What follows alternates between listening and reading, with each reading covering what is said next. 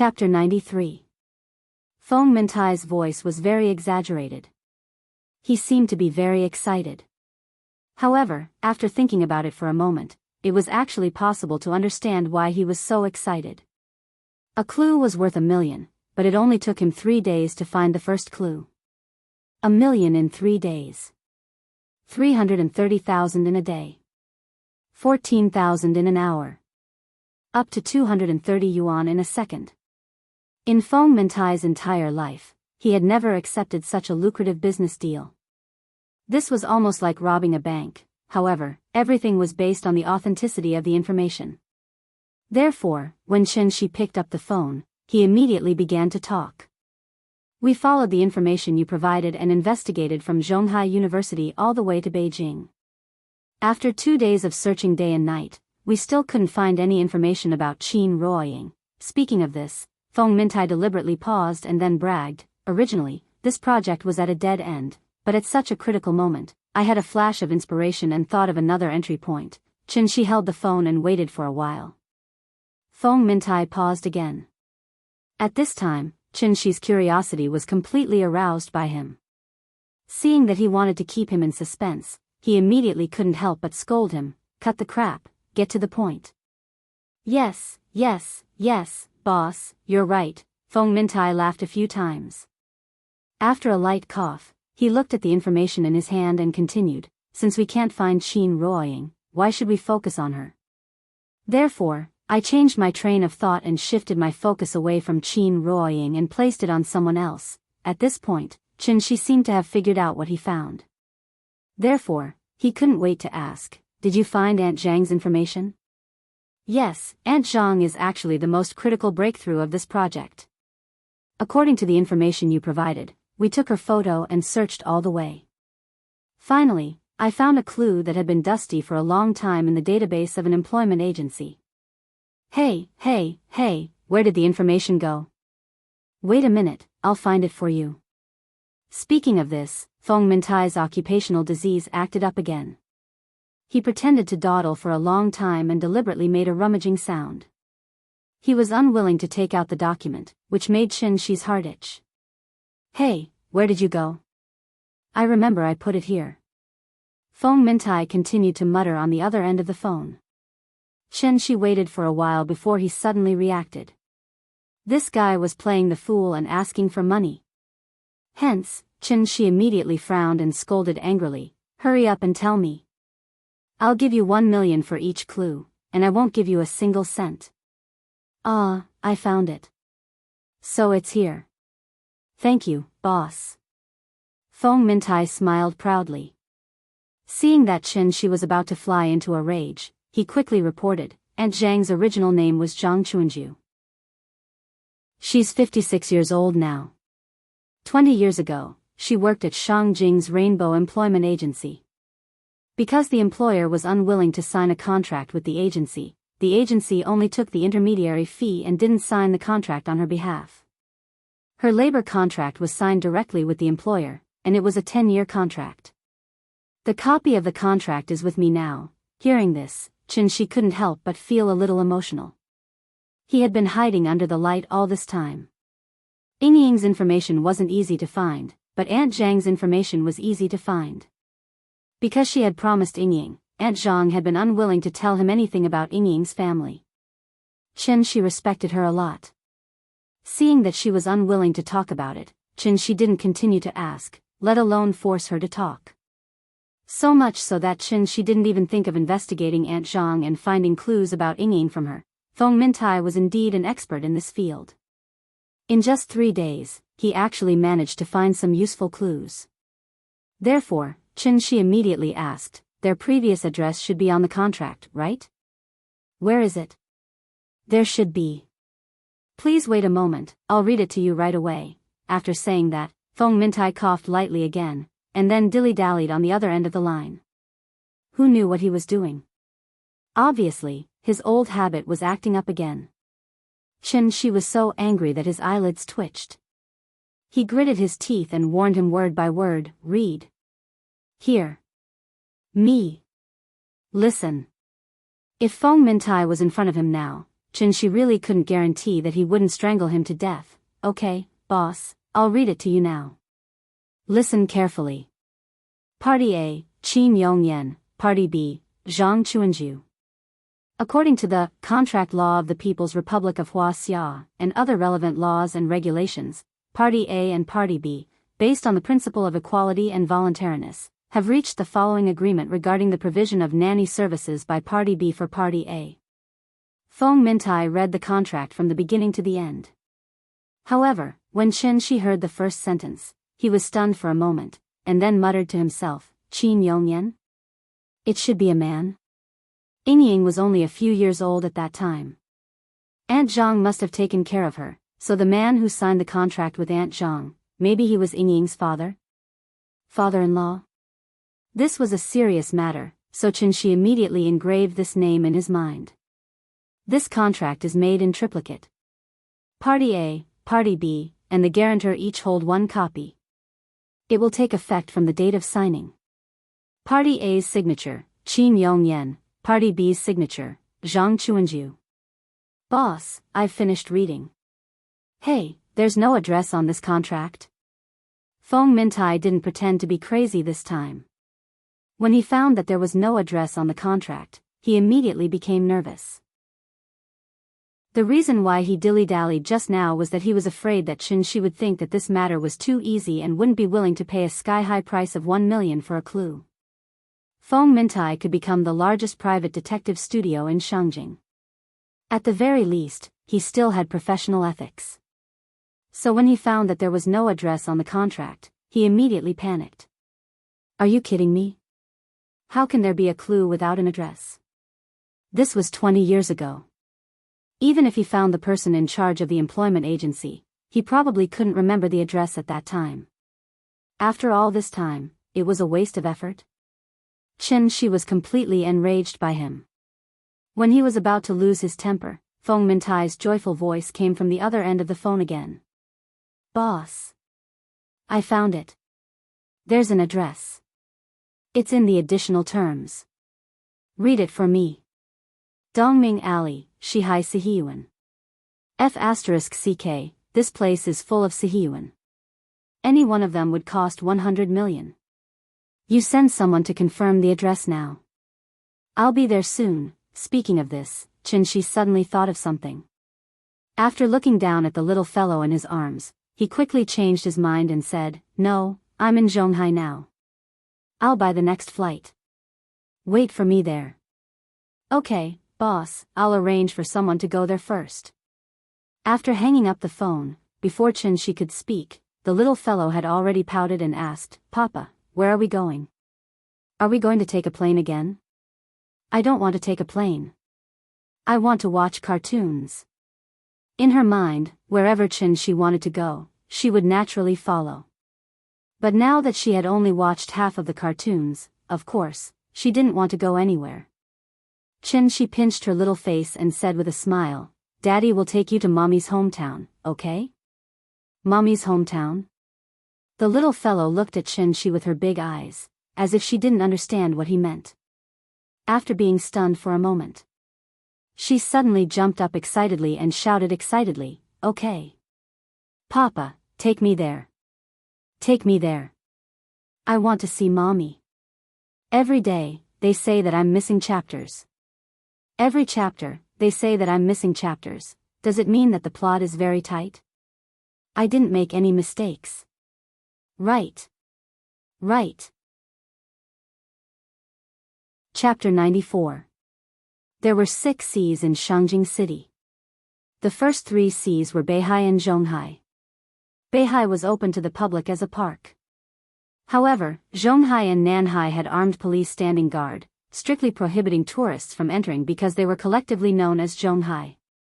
The last 3 Cs were Qianhai, Hohai, and Shihai, collectively known as Shikahai. Although it was called a sea, it was actually just a few lakes. The reason why it was called a sea was actually a continuation of the Yuan dynasty's name. MGZ lived in the highlands, and water sources were extremely scarce. After the capital was built in Shangjing, in order to show the preciousness of the water sources in the capital, they used the sea to describe the pools. To put it bluntly, they had never seen a real sea. The Shihai at the top of Shikahai was also called the Jishui Pool. There was a saying that there would be no Yuandu without the Jishui Pool. Without the Yuandu, there would be no Shangjing city structure today. The Jishui Pool was the end of the Jinghang Grand Canal. It was once the main port of Shangjing city's transportation, and it was also the Royal Elephant Pool.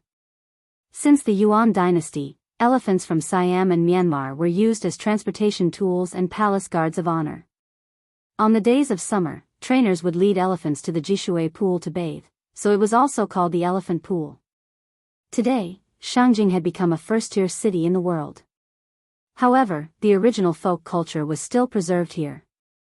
The traditional folk architecture with the characteristics of the old city was in sharp contrast to the high-rise buildings outside the Third Ring Road. Dongming Alley was located next to the Shihai. Opening the door, one could see the Shikahai not far away. In summer, the waves were as flat as a mirror, the weeping willows were swaying, and the lotus flowers were in full bloom. In winter, the Shikahai would become a natural skating rink. The scenery was beautiful and the scenery was beautiful. If one had to describe it more intuitively, one could only mention the housing price. The housing price here, 250,000 yuan per square meter. Chen-shi walked into Dongming Alley with the little fellow in his arms. Although the little fellow had played in Shangjing for a few days, Chen-shi had taken her to some major scenic spots. When had she ever been to such an old street with a very folk flavor? So when she saw the rows of high walls and courtyards, she immediately felt very novel and chattered non-stop. Feng Mintai walked in front to lead the way. The alley was not deep. After walking for a few hundred meters, he stopped and pointed at the big house next to him. With a flattering smile on his face, he said, "Boss, this is the one. Wide and bright door, it's a big house." The so-called Sihiyuan was a courtyard with a house in each direction, surrounding the courtyard in the middle. Because there was only one door in the courtyard, the style of the door was very particular, so one could tell the identity of the family just by looking at the door. There were 6 main types of gates: Guangliang Gate, Golden Pillar Gate, Barbarian Gate, Ruyi Gate, Narrow Gate, and Walled Gate. Guangliang Gate, also known as Guangliang Gate, was a gate used by officials of a certain rank. The size of the Guangliang Gate was larger than the houses of ordinary families. Therefore, it was very prominent among the houses along the street. Chen-shi hesitated in front of the gate. However, when he carefully observed his surroundings, he was shocked. His heart slowly sank. The lock on the knocker showed that no one was at home, otherwise such a door would have been locked from the inside with a wooden bolt. Most importantly, he didn't hear any movement in the courtyard at all. Phew, Chen-shi let out a long breath of turbid air, and then carried the little fellow directly to the gate. Although he knew that there was no one in the house, he still gently held the door knocker and knocked.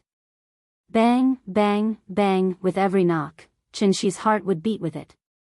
However, after knocking for a while, there was still no movement behind the door. Chen-shi had no choice but to gently touch the iron lock on the door knocker and use his vital essence to open the iron lock. After putting the iron lock in a corner, Chen-shi carried the little fellow with one hand and pushed the door open with the other. Perhaps because she knew that this was her mother's hometown, the little fellow's little face was very tense, and her hands were tightly wrapped around Chen-shi's neck. The door opened. The first thing that came into view was a screen wall. The screen wall was very ordinary, but there was a big, Qin, character engraved in the middle. Qin family. This was a 2-door Sihiyuan. The gate of the house was in the southeast corner, and after entering the gate, there was the front yard. There was a gate in the middle of the front yard, also known as the Chuehua Gate. The Chuehua Gate was the boundary between the front yard and the inner yard. The front yard was used to receive guests, and outsiders were generally not allowed to enter the inner yard at will. As the saying went, if you don't go out of the main gate, you won't go out of the second gate. The second gate here referred to the Chuehua Gate. Since he had already broken in, Chen-shi naturally wouldn't be polite, so he carried the child and walked to the inner yard. After passing through the Chuehua Gate, Chen-shi saw 2 locust trees planted on the left and right sides of the inner yard. It was autumn in October, and the 2 locust trees were luxuriant with branches and leaves, opening a good place for the owner to enjoy the cool in the yard. The sun was very warm after 5 o'clock in the afternoon, and the yard was full of golden light, which made people feel comfortable. The yard was very clean, and there were not many fallen leaves on the ground. It didn't look like it had been empty for a long time. Xianxia carried the little fellow through the yard and stood directly outside the door of the main room. This was not a bedroom, but the main hall of the Sihiyuan, which was equivalent to the current living room. Xianxia gently pushed the door and entered. The first thing he saw was a large red sandalwood table with carved dragons, and 2 rows of chairs were placed in front of the table. There were a total of 8 chairs, 4 on each side. There was a couplet hanging above the table. It was not appropriate to call it a couplet, because what was written on it was clearly a poem. The heavenly gate is broken, and the Chu River opens, and the blue water flows to the east. It was from Li Bai's, looking at the heavenly gate mountain. Xianxia carefully patrolled around the room, and Feng Mintai also jumped in. Like a bootlicker with a mustache, he followed behind Xianxia and looked around. "Boss, who are you looking for? The furnishings in this house look extraordinary. It must have been a rich family in the past." Xianxia didn't pay attention to him. Instead, she carefully patrolled around the room. When he walked to the large red sandalwood table, Xianxia suddenly froze. There was a necklace on the table. It was the one he gave to Yingying. Xianxia held the little fellow in his right hand, and gently picked up the necklace from the table with his left hand. He carefully rubbed the pendant of the necklace. At this time, the little fellow suddenly reached out and grabbed the other end of the necklace, and then looked up and asked, "Papa, what is this?" "This is Mom's necklace. I gave it to her." Hearing this, the little fellow pouted and thought for a moment. Then, she pulled the necklace from Xianxia's hand and hid it in her arms like a treasure. "Mama's is mine. I want this." "Well, it's yours from now on. Come on, Dad will put it on for you." Xianxia gently put the little fellow on the ground, and then took the necklace from her hand. The little fellow looked up happily, as happy as when the kindergarten teacher put the little red flower on her. Xianxia squatted on the ground, ready to put the necklace on her. At this time, the little fellow saw the strange look on Xianxia's face. Chapter 95. In the main hall. The father and daughter looked at each other in front of the large red sandalwood table. Xianxia squatted down and was about to put the necklace on her, but the little fellow looked at Xianxia blankly. Suddenly, with a frightened expression, she said timidly, "Papa, don't cry. I don't want it. I don't want the necklace." The little fellow reached out her small hand and wiped away Xianxia's tears. Then she threw herself into Xianxia's arms. She hugged Xianxia tightly and murmured, "I don't want Mommy's necklace." "Papa, don't cry." As she spoke, the little fellow suddenly burst into tears. "Papa, I don't want the necklace. Don't cry. I don't want the necklace." She looked very aggrieved. Xianxia, on the other hand, was stunned by her sudden emotional outburst. When he saw the necklace just now, he naturally thought of something in the past. Seeing the necklace reminded him of her, so he couldn't help crying. But he didn't expect that he would scare the child because of this. Sin. It was like children in kindergarten fighting for things. He guessed that the little fellow saw her father crying and thought that her father didn't want to give her the necklace. But because he loved her so much, he had to give it to her. She felt that she had embarrassed her father, so she was wrong. That was why she burst into tears all of a sudden. It had to be said that the child's imagination was really big. Xianxia quickly held the little fellow in his arms and comforted her quickly. "Papa didn't cry. Papa didn't cry. Nian, good girl. Don't cry. Mommy's necklace is yours. Come on, Papa will put it on for you." After that, Xianxia gently helped the little fellow up. After she stood up, he quickly put the necklace on her neck. "How is it? Does it look good?" An adult's necklace was put on a child's neck. The length of the necklace almost reached her small belly. The little fellow didn't speak and was still sobbing. Seeing this, Xianxia hurriedly wiped her tears, then grabbed the pendant on the necklace and handed it to the little fellow. He comforted her softly. Nian Nian, look, do you like this pendant? If you don't like it, I'll buy you another one you like. What do you think? Hearing this, the little fellow sniffled and took the pendant with grievance. She held the pendant in her hand and pouted. I like this necklace. I don't want to buy new ones. Alright, alright, alright. As long as you like it, this necklace will be yours from now on, alright? Alright. After a few words of consolation, the little fellow finally nodded. Seeing this, Xianxia finally heaved a sigh of relief. He hurriedly pulled the little fellow to his side, and then stood up with her in his arms. How scary. Just a moment of carelessness and I actually made the child cry. The child's cries came and went quickly. Xianxia held the little fellow in his arms and teased her a few times.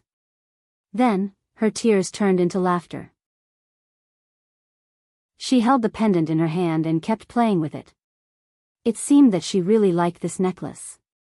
After Xianxia saw that she didn't have any problems, he turned to look at Feng Mintai who was outside the house. What kind of person was Feng Mintai? As soon as the little fellow started crying, he sneaked out of the courtyard, giving Xianxia enough space for parent-child interaction. After Xianxia carried the little fellow out of the main hall, Feng Mintai was still pretending to study the leaves under his feet in the courtyard. Boss Feng, you can go back first. I'll transfer the 1 million to your card first. Don't worry, if I wait for the person I want to see, I'll transfer the remaining 9 million immediately.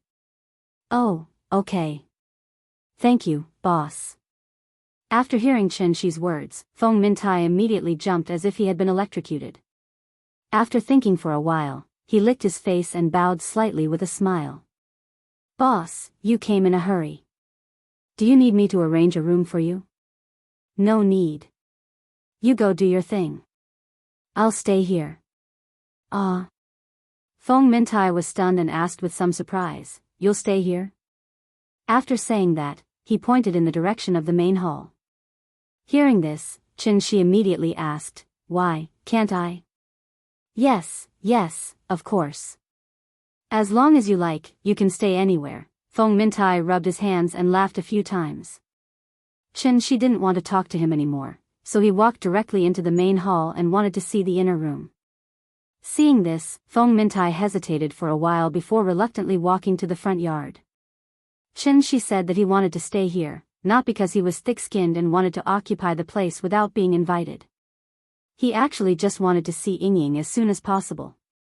Instead of sending someone to squat outside all day, it was better to move here directly. It was obvious that this courtyard house had been cleaned not long ago. It was probably locked because the owner had something to do far away. In that case, as long as he lived here, he would definitely meet the person who cleaned.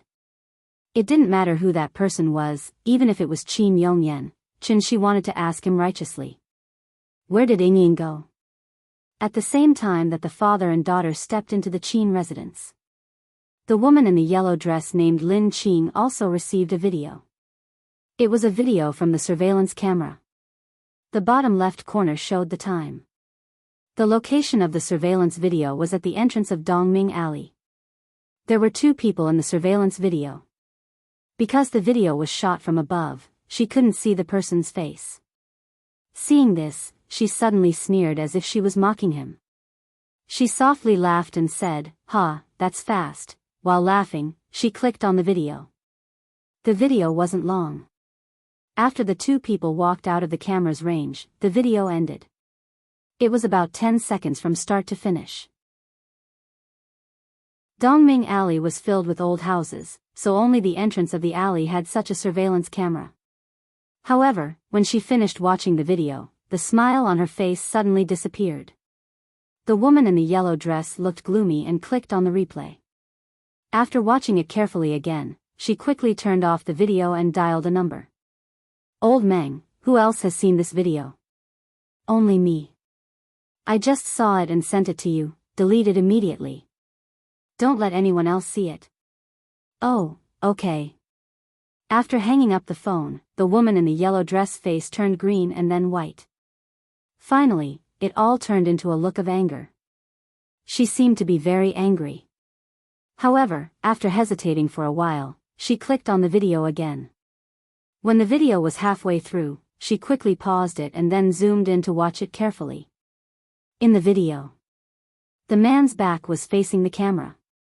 The child in his arms was so excited that she raised her head and faced the camera. Because of this, the surveillance camera captured the front of her face. Bang!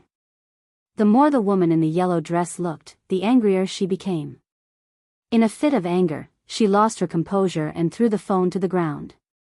The phone fell to the ground and shattered into pieces. She stared at the broken pieces on the ground in a daze. Suddenly, she covered her face with her hands, lowered her head and muttered to herself, "Sister, are you crazy? What did you do all those years?" No one answered her question. After a long time, when she put her hands down again, there was only coldness left on her face. A precaution. Chapter 96. October 1st, National Day. 9:00 in the morning. The sky on this day was impeccably blue and intoxicatingly beautiful. She moved a table from the main hall to the courtyard, then went to the west wing to move the TV to the window, facing the inner courtyard. Because he didn't buy any groceries, he bought breakfast from a snack stall outside. Porridge, steamed buns, and 2 or 3 side dishes. It was a very ordinary breakfast. The little girl didn't eat steamed buns, so she had to buy her 2 bean paste buns. After she turned on the TV, the little girl sat on a small stool, watching TV while holding a bean paste bun. Maybe it was because the taste of the bean paste bun was very ordinary. Moreover, she was spoiled by She's cooking skills, so after a few bites, she started to pick at it. After licking the bean paste bun, the little girl decisively threw the rest of the dough to the big cat. The big cat stuck its head out and bit the bean paste bun thrown by the little girl. Because there was still some bean paste on it, it also ate the part that was stained with bean paste first. But after all, it was the little girl's leftovers, so the big cat only licked the bean paste twice before it was gone, so it had to chew the white flour. But after chewing 2 mouthfuls of the white flour, he spat it out just like the little one. Seeing this, she could only shake his head and sigh. The child's appetite had been raised by him. Maybe it was because she was tired of eating bean paste. The little girl licked her lips. Today, she didn't wait for Shi to serve her and took the initiative to hold the bowl and eat the porridge. This 2-part courtyard house was very large. The area was at least 400 square meters. There were 17 rooms, not to mention the 2 courtyards in the front yard and the inner courtyard. Because of the spirit cultivation pill, the little girl's eyesight was very good. Even sitting in the middle of the courtyard, she could clearly see the TV screen in the window of the west wing. However, perhaps because it was too far away, the volume of the TV wasn't very high. After eating her fill, she moved a small stool and sat on the steps outside the west wing. She raised her small head and looked at the TV above her. She almost stuck her small face to it. The military parade had not officially started yet. It was time for the guests from various countries to enter.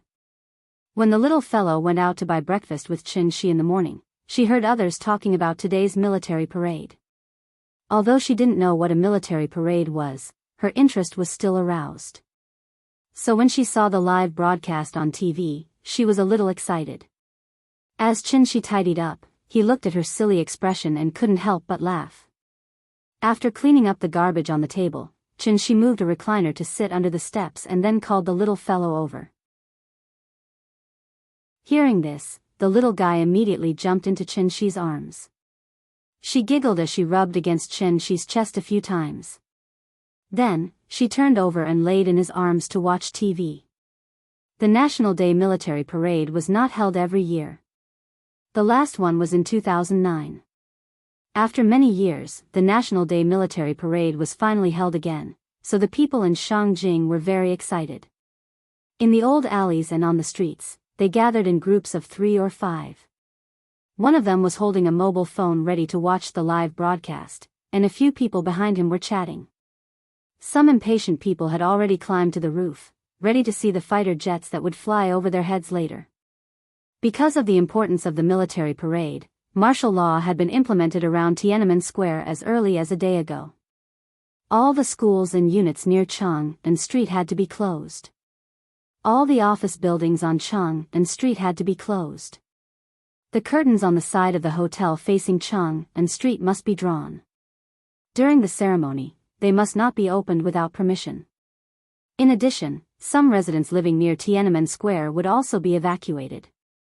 The government would pay for them to live in hotels, and the army would check the safety of each building one by one to ensure that nothing would happen during the military parade. Tickets would be given out during the military parade, but not everyone could get them. The audience had to go through strict political screening to get the tickets. Ordinary people could not get close to the scene at all, let alone go to Tiananmen Square to see it up close. This also made some of the people in Shangjing very unhappy. The military parade was at their doorstep. Although they could not see the soldiers marching, they could at least see the planes in the sky. So with this mentality, many people went out. With Tiananmen Square as the center, martial law was implemented within a 5-kilometer radius. Shangjing was quiet on this day. The streets were very deserted, and the empty streets were free for pedestrians to pass through. Although there was only one street that was controlled, there were almost no pedestrians or vehicles in the second ring road. It could be said that the streets were empty. What about the people? They were all along Chang'an Street, a few kilometers away from Tiananmen Square.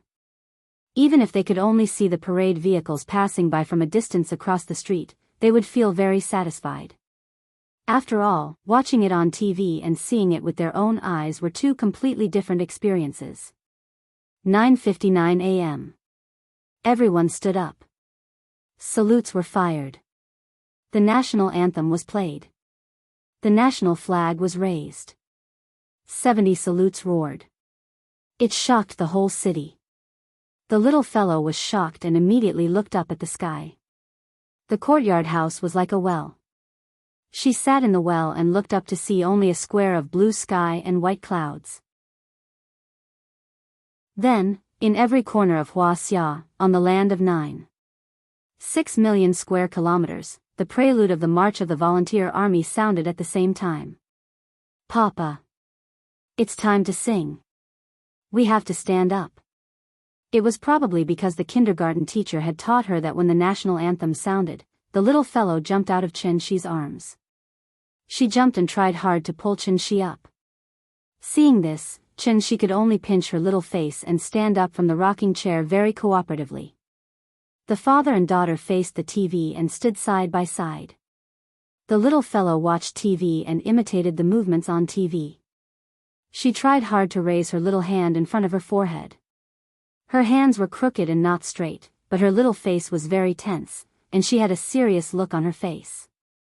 Get up, people who don't want to be slaves, she sang a sentence sweetly. After singing it, she found that Qianxi next to her had no reaction. So she immediately patted Qianxi's thigh, pursed her mouth, and said unhappily, Papa. You have to sing too. The teacher said that we should sing the national anthem when we raise the flag. Seeing her expression, Qianxi knew that she was going to lose her temper. He quickly stood at attention, raised his right hand to his forehead, and then quickly said, Dad was wrong. Come on, let's sing together. After his delay, more than half of the national anthem had been sung, so Qianxi had to immediately sing, Get up, get up, get up. Hearing this, the little fellow immediately jumped up happily, clapped her hands and sang, We are of one heart, braving the enemy's gunfire, forward, forward, forward. After singing, she threw herself on Qianxi's lap, held Qianxi's leg, and giggled. Qianxi sat back in the chair with her in his arms and listened to the explanation on TV. For a moment, there was a rather emotional look on his face.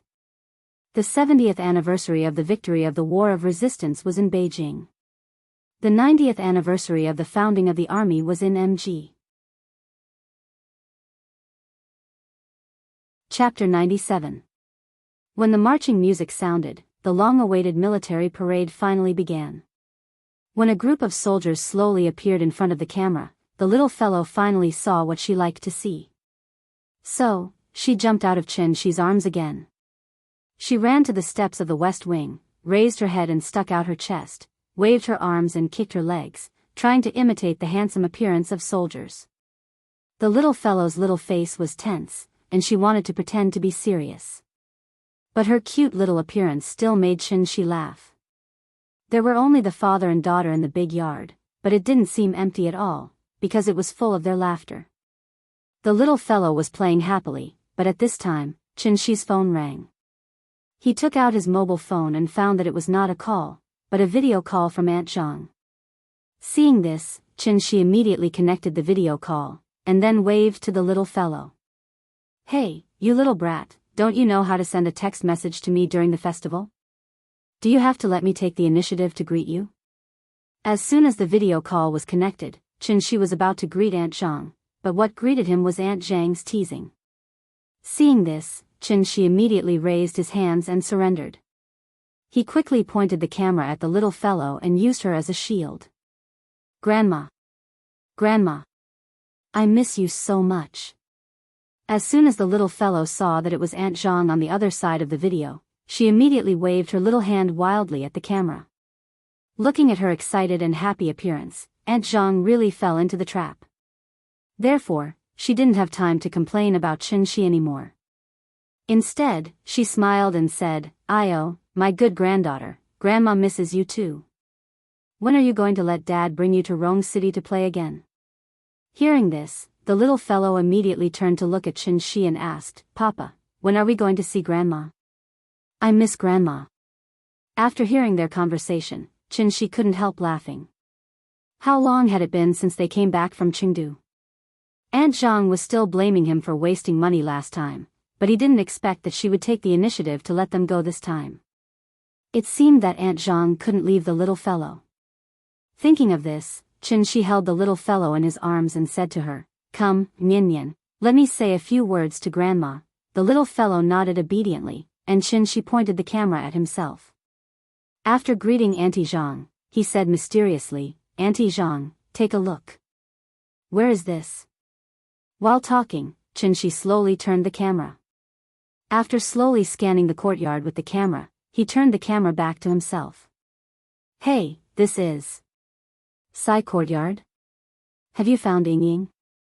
Auntie Zhang had lived in this place for 10 years, so she was very familiar with it. Therefore, she immediately asked excitedly, "Where's Ying?" "Let me see that girl." Qin Shi shook his head helplessly and sighed. "We haven't seen her yet. Maybe it was a bad time. When we came, there was no one at home, so I just brought Nian Nian here and planned to wait for her here." "You haven't seen her?" After hearing this, Aunt Zhang couldn't help but change her expression. In fact, she really hoped that Qin Shi could find Ying. After all, she had been with Qin Shi for a while, and she recognized Qin Shi very much. She didn't tell Qin Shi where Ying's house was because she wasn't familiar with Qin Shi and wasn't sure what kind of person he was. On the other hand, she promised Ying that she wouldn't tell Qin Shi. She didn't reveal any information, but Qin Shi still found her, so she couldn't be blamed. Therefore, Aunt Zhang's first reaction was to be happy for them.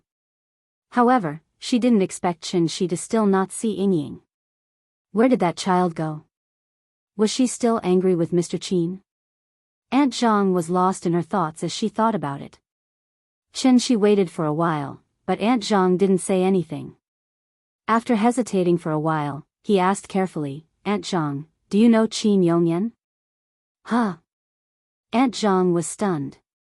She didn't seem to hear him clearly.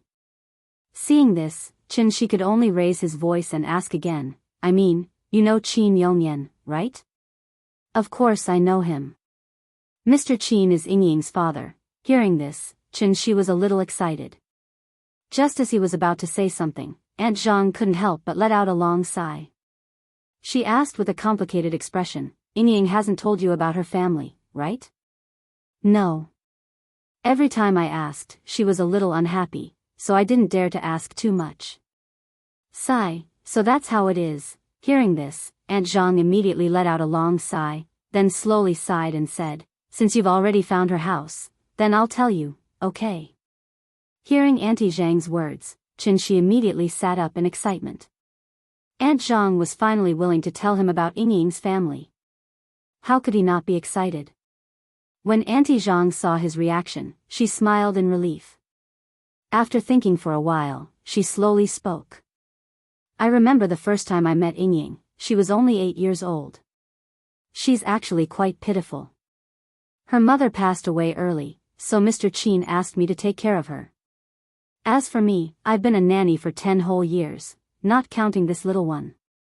Aunt Zhang smiled and pointed at the little one in Xianxi's arms. Then, she continued, Yingying is different from other children. She's been very sensible and independent since she was young. She doesn't cry, throw tantrums, or cling to people. I basically only need to cook for her every day. I don't have to worry about her life too much. Mr. Qin is also quite an easygoing person, so this nanny job is quite easy and enjoyable. Unfortunately, good times don't last long. When Yingying was 13, Mr. Qin was transferred to work abroad, so he couldn't be with her every day. Think about it, a 13-year-old girl who lost her mother when she was young and her father wasn't by her side every day. How pitiful is that? At that time, I often asked her why she didn't live abroad with Mr. Qin. Speaking of which, that girl was also strange. She would rather be separated from her father than go abroad. She always said that it was better here, but she didn't want to leave. There were only 3 of us in this house. Mr. Qin didn't lack money and didn't rent out the more than 10 empty rooms. So when he was transferred, the house became much quieter. In the years after that, it was just the 2 of us living in the compound you're living in now. Mr. Qin would only come back during the holidays, and every time, he would come and go in a hurry. In a flash, 10 years have passed. I watched Yingying go to primary school, middle school, and high school. I was even the one who attended the parent-teacher conference for her. When she graduated from high school, Mr. Qin was finally transferred back to China. At that time, my mission was completed, so I planned to go back to Chengdu. You don't know, but on the day I left, that girl insisted on sending me to the airport. She cried so hard. I've lived with her for so many years, but I've never seen her cry like that. Sigh. At this point, Aunt Zhang's eyes also turned red. She couldn't help but cry. She was still writing at 3 in the morning, Happy Christmas Eve. Chapter 98. Perhaps it was because she was reminded of the days she spent with Yingying, but Aunt Zhang couldn't help but cry. From when Yingying was 8 years old to when she was 18. Aunt Zhang took care of her for 10 whole years. How many decades did one have in life? 4 years in college, 2 years after graduation, and then Xianxi's disappearance and her pregnancy. In a flash, another 10 years had passed.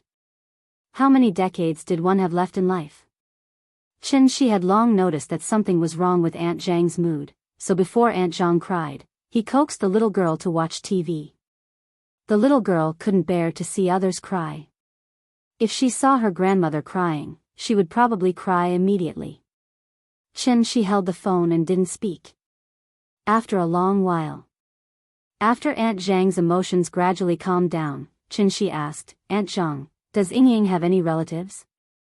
Yes, she seems to have quite a lot of relatives, but they're not in Shangjing.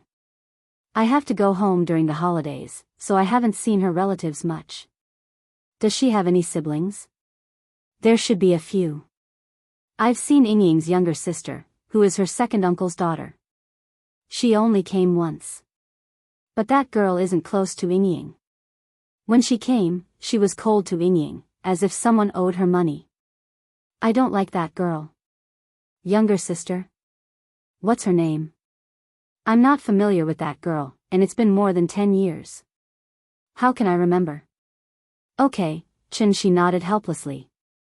He wanted to ask more about Yingying, but at this time, Aunt Zhang's granddaughter suddenly cried.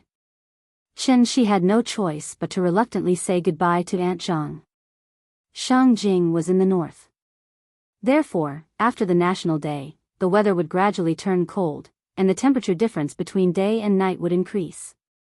The father and daughter naturally occupied this mansion, with a market value of hundreds of millions. Every afternoon after dinner, Xianxia would take the little girl to stroll around Shikahai. Gradually, many neighbors got to know them. It had been a long time since anyone had lived in this courtyard house. Therefore, in the beginning, some of the neighbors who still remembered Aunt Zhang and Yingying would always look at Xianxia and his daughter suspiciously. As long as they did anything unusual, they would not hesitate to call the police. Let the outsiders see that other than the CY district in Shangjing, there was also the XC district. However, the little fellow didn't care about the strange gazes of others at all. Every time someone asked, more or less trying to test whether they were old deadbeats who had taken over someone else's house, she would proudly puff out her chest and say loudly, "This is my mommy's house. Therefore, this is my home." At this time, people would ask, "Where's your mother?" This was a very complicated question. Therefore, every time she heard this question, she would always be like a frosted eggplant, weakly stammering, "My mama went abroad and hasn't returned yet." This was what Xianxia had told her. Her father wouldn't lie to her, so as long as they stayed here, her mother would definitely come back. She really wanted to see her mother, just like how Xianxia also wanted to see Yingying. However, as time passed day by day, Xianxia's heart sank day by day. Every day, Feng Mintai would pretend to pay a visit to him. Although he said it was a visit, he was actually worried that Xianxia had already found the person he wanted, so he would renege on the debt and not pay. A clue was worth 1 million, but if Xianxia found the person he wanted to see in this house, then the 1 million would become 10 million. After all, he was the one who found the clue to this house. However, with his punctual visits every day, Feng Mintai gradually realized that the 10 million might not be so easy to earn. Helplessly, the project was restarted. This time, they focused on Qin Yongyan. This was the only clue that could be developed again. In the purple world, the wisps of smoke stopped cold, and the rain passed through the clouds. Envied the peach leaves, the curved sill in front of the window, the swallow's nest, and the willow's vermilion door. Looking back at the first year, the misty hair fluttered in the wind, and the delicate spring. In the welcome place, only the youthful beauty was affectionate, and the jade pendant was attentive. Who knew that at this moment, the ecstasy? Vaguely smiling in front of people. Remembering the slender palm, it really became a dream. The resentment and memory of the flower should be a double literature. Carrying the mood of wine, teaching the beauty poetry, regretting in vain that the romantic has wronged people. Who should go, waiting to send the hatred, the two places equally. On October 10th, the first snow fell in the Mentugum mountain area. However, it could not be considered the first snow in Shangjing. The so-called first snow was strictly regulated. Only when more than 10 of the 20 man-made stations in Shangjing observed the phenomenon of snow, or when all 5 stations in the city, Chaoyang, Haidian, Fengtai, Shijingshan, and Observatory, observed the phenomenon of snow, or when 3 or more of the 5 stations in the city observed the phenomenon of snow, and at least one station had snowfall. Only when the snow was 0.1 millimeter could it be considered the first snow. Winter was getting closer and closer, and the locust trees in the courtyard finally lost all their leaves. They held up the graceful branches of the withered trees as if they were welcoming the coming winter. The little fellow went out less and less often. There was only one thing she liked now, and that was to hide in the warm room with the electric heater, wrapped in a quilt, and watch TV with the big cat. Shangjing was dry and cold, and Zhonghai was wet and cold. Although the temperature in Zhonghai was higher in winter, it was windy and humid. The most important thing was that there was no heating.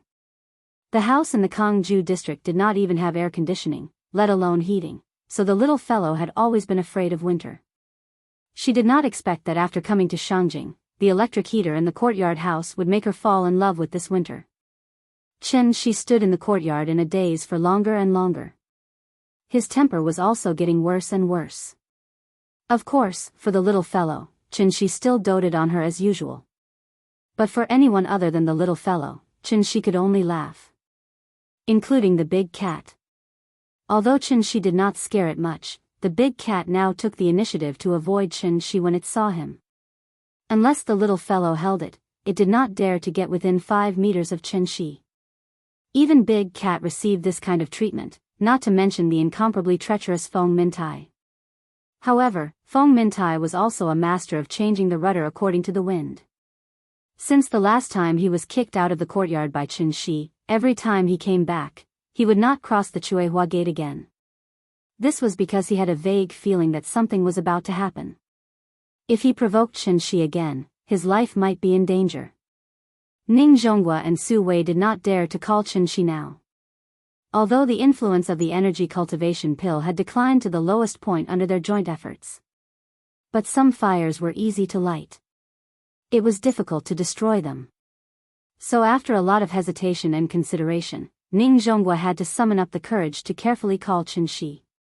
However, Qianxi only responded with one word. Get out.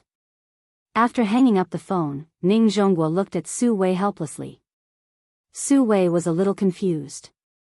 That was a boss above the ministerial level. Would Mr. Chen refuse? Ning Zhonghua shook his head and did not speak. Su Wei was so anxious that he scratched his ears and cheeks, wishing that he was the one who called just now. Ning Zhonghua patted him on the shoulder silently, motioned for him to calm down, and then walked to the window. After exhaling deeply, he could not help but sigh. A storm is coming. Wind building, it was getting colder and colder. November 21st. The little fellow received the biggest gift besides her father. New snow. When she woke up that night, Shangjing City had completely changed. The first snow of this year came earlier than before. When the little girl crawled out of Nuanyuan's bed, she found that the courtyard had completely changed. It was like being painted with white paint, and the whole courtyard was dyed white. Wrapped in silver, it was exceptionally enchanting. She put on her small cotton-padded jacket and did not wait for Qianxi to wash her face. She had already rushed out of the room and ran to the courtyard, shouting crazily. Chapter 99. When it snows, Shangjing becomes Beiping. When we go to Hohai to see the snow, we return to the Ming and Qing dynasties. This was what the poet Yin Lichuan wrote on her blog after she went to Hohai 1 year after the snow. The plain words were enough to move many people. That year, the snow in Shangjing was very thick. As far as the eye could see, the roads and roofs were flat, which also covered a lot of the modern atmosphere. Especially in Hohai, there were very few things that were obviously modern, and there were many old houses. The heavy snow covered all the hustle and bustle of modern society. Standing in the snow, it was enough to make people feel like they were in the Ming and Qing dynasties. Shangjing was covered with snow, and the palaces were all silver. This year's first snow had been falling for an exceptionally long time. Since last night, the snowflakes had not stopped falling. It was estimated that this year would also be a year of heavy snow. It rarely snowed in Zhonghai. Poor southern children, who had lived so long, had never even seen snow. The heavy snow completely ignited the little girl's childish nature. If it wasn't for the fact that the snow wasn't too thick, she would have been rolling around on the ground. The reason why the little girl was so excited was that she had never seen snow. Johns Hopkins University. The Johns Hopkins researchers at the Johns Hopkins University published a recent research report in the journal Science that when children are faced with novel and unexpected things, they will learn more than when they are faced with ordinary things, and it will make them smarter. If it was an ordinary parent, they might have already grabbed her back to wash up, eat, and do what they should do. But Qianxi didn't. He put the towel back in the basin, then went to the steps outside the west wing, quietly watching the little girl squatting on the ground and trying to rub a snowball. At the bottom of the steps, the snow had condensed into ice. The little girl scraped up the snow layer by layer, then put it in her hands and rubbed it into a ball. The snow was not too thick, so she rubbed it very slowly. And she didn't wear gloves. When she finally rubbed out an egg-sized snowball, her pink fingers were already red from the cold. Papa. Snowball. Snowball. The little girl ran to Qianxi with the snowball as if it were a treasure, as if she didn't notice that the snowball was so cold that her hands hurt. Xianxia squatted down and gently stroked her little face that was flushed with excitement. He said softly, "Be good, throw it away. We'll wash up and eat breakfast after you throw it out. Then Daddy will make a snowman with you, okay?" "Okay." The little guy nodded heavily. Then, he turned around and raised his hand to the back of his head. Then, he threw it out with great force. Seeing the snowballs scattered all over the ground, the little fellow immediately clapped her hands happily. Xianxia gently held her hand and asked with concern, "Are you cold?" "Not cold." It was so cold that his bones hurt, but the little guy still laughed and shook his head. Xianxia didn't point it out. After wrapping her little hand in his true essence, he picked her up and said, "Let's go. Daddy will take you to wash your face, eat, and make a snowman. Make a snowman. Make a snowman." With the temptation of a snowman, the little girl immediately followed Xianxia to wash up. After breakfast, before Xianxia cleared the table, she couldn't wait to take Xianxia to the yard. There was not much snow on the ground, so Xianxia slowly raised his hands in the little girl's slightly excited cry. A gust of wind suddenly blew in the small yard. That year, the first snow in Shangjing was particularly heavy. At the entrance of Dongming Alley, a Spencer slowly came to a stop. From the outside, this car was somewhat similar to a Jinbei car, except that it had a Mercedes-Benz logo. There was only one woman sitting in the big car. She was holding a glass of red wine and shaking it slightly. After the car stopped, the woman lifted the curtain and looked inside. After confirming that she had arrived at the station, she lowered the partition between the car and the driver's seat, and then asked, "Old Meng, when did they live here?"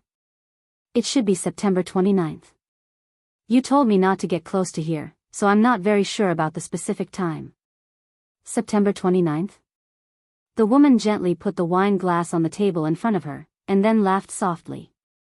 She seemed to be talking to herself, and said softly, "Today is November 21st. Do they really think of this as their own home?" After that, she opened the door and got out of the car. The woman was very tall, and she was wearing a Canada coat, goose beige coat, and a pair of black Balenciaga boots. Looking at her dress, she looked like a model who came to the old street for a photo shoot. It was still snowing, and the stalls on the old street were not open today. After all, it was better to stay at home in this cold weather. The bluestone road of the old street was covered with snow, and the sound of the woman's footsteps echoed in the empty alley. A few minutes later, the woman came to the door of the courtyard. She didn't hesitate and directly pushed the door open. Xianxia and the little girl were squatting in the middle of the yard, making a snowman. He had already noticed the movement in the alley, so he stopped what he was doing. Therefore, when the woman pushed the door open and entered, Xianxia also stood up. One was in front of the screen wall in the southeast corner, and the other was in the middle of the yard in front of the main hall. The two of them glanced at each other. However, the tall courtyard wall blocked their view. Xianxia stood still. The little girl was busy adding bricks and tiles to the snowman, so she didn't notice Xianxia's strange behavior. The woman moved. Tap, tap, tap, her heels stepped on the stone floor, making a crisp sound. Every time the sound rang, it was like a morning bell, beating Xianxia's chest fiercely. He stared blankly at the drooping flower gate that separated the inner and outer courtyards. The woman walked steadily, and soon crossed the front yard and came to the drooping flower gate. And at this moment, Xianxia also saw her face clearly. She wasn't Ying. An indescribable feeling immediately surged in Xianxia's heart. He stared blankly as the woman walked straight towards him. The little girl squatted on the ground, holding a ball of snow with both hands, and was about to slap it on the snowman. The woman was getting closer and closer, and her footsteps finally startled the little girl. The little girl turned her head and glanced at the woman who suddenly appeared. Then, she suddenly grinned, as if she was very happy, and asked sweetly, "Sister, do you want to make a snowman with us?" The woman didn't speak. The little girl waited for a while. Seeing that she did not speak, he no longer paid attention to her and continued to build his own snowman, huffing and puffing. The woman silently looked at the little girl squatting on the ground. After a long while, she suddenly asked, "What's her name?" Her voice sounded very cold. Just like today's weather, although the sun was bright, there were still snowflakes floating. Xianxia was stunned for a moment, then solemnly replied, "Chen Nian." "What about you?" "Xianxia." "Xianxia?" After softly repeating this name, the woman finally shifted her gaze from the little girl to Xianxia. "My name is Qin Shueching. Asterisk asterisk asterisk asterisk asterisk asterisk asterisk asterisk asterisk asterisk Thank you brother, Xia Zhongyu, for the 20,000 reward. I have to apologize to you here. It's not that I don't want to add more, it's because I really can't write that much. It's not that I'm not working hard, I've really done my best. I've been racking my brains every day to write. Please forgive me. Sincerely. This book's reader group, 5117933123. Chapter 100. My name is Qin Shueching. Her voice was as bright as the sun today, but her tone was as cold as the fluttering snowflakes. The snowflakes drifted into the necks of the passers-by. It was cold, and people couldn't help but shiver. They had no choice but to pull their clothes closer. Qin Shueching. His surname was also Qin. Upon closer inspection, her appearance actually bore some resemblance to Yingying. However, the cold aura she exuded was worlds apart from Yingying's. If they had met on the road, perhaps even Xianxia wouldn't have been able to recognize her. This woman with a cold expression in front of him was actually Yingying's sister.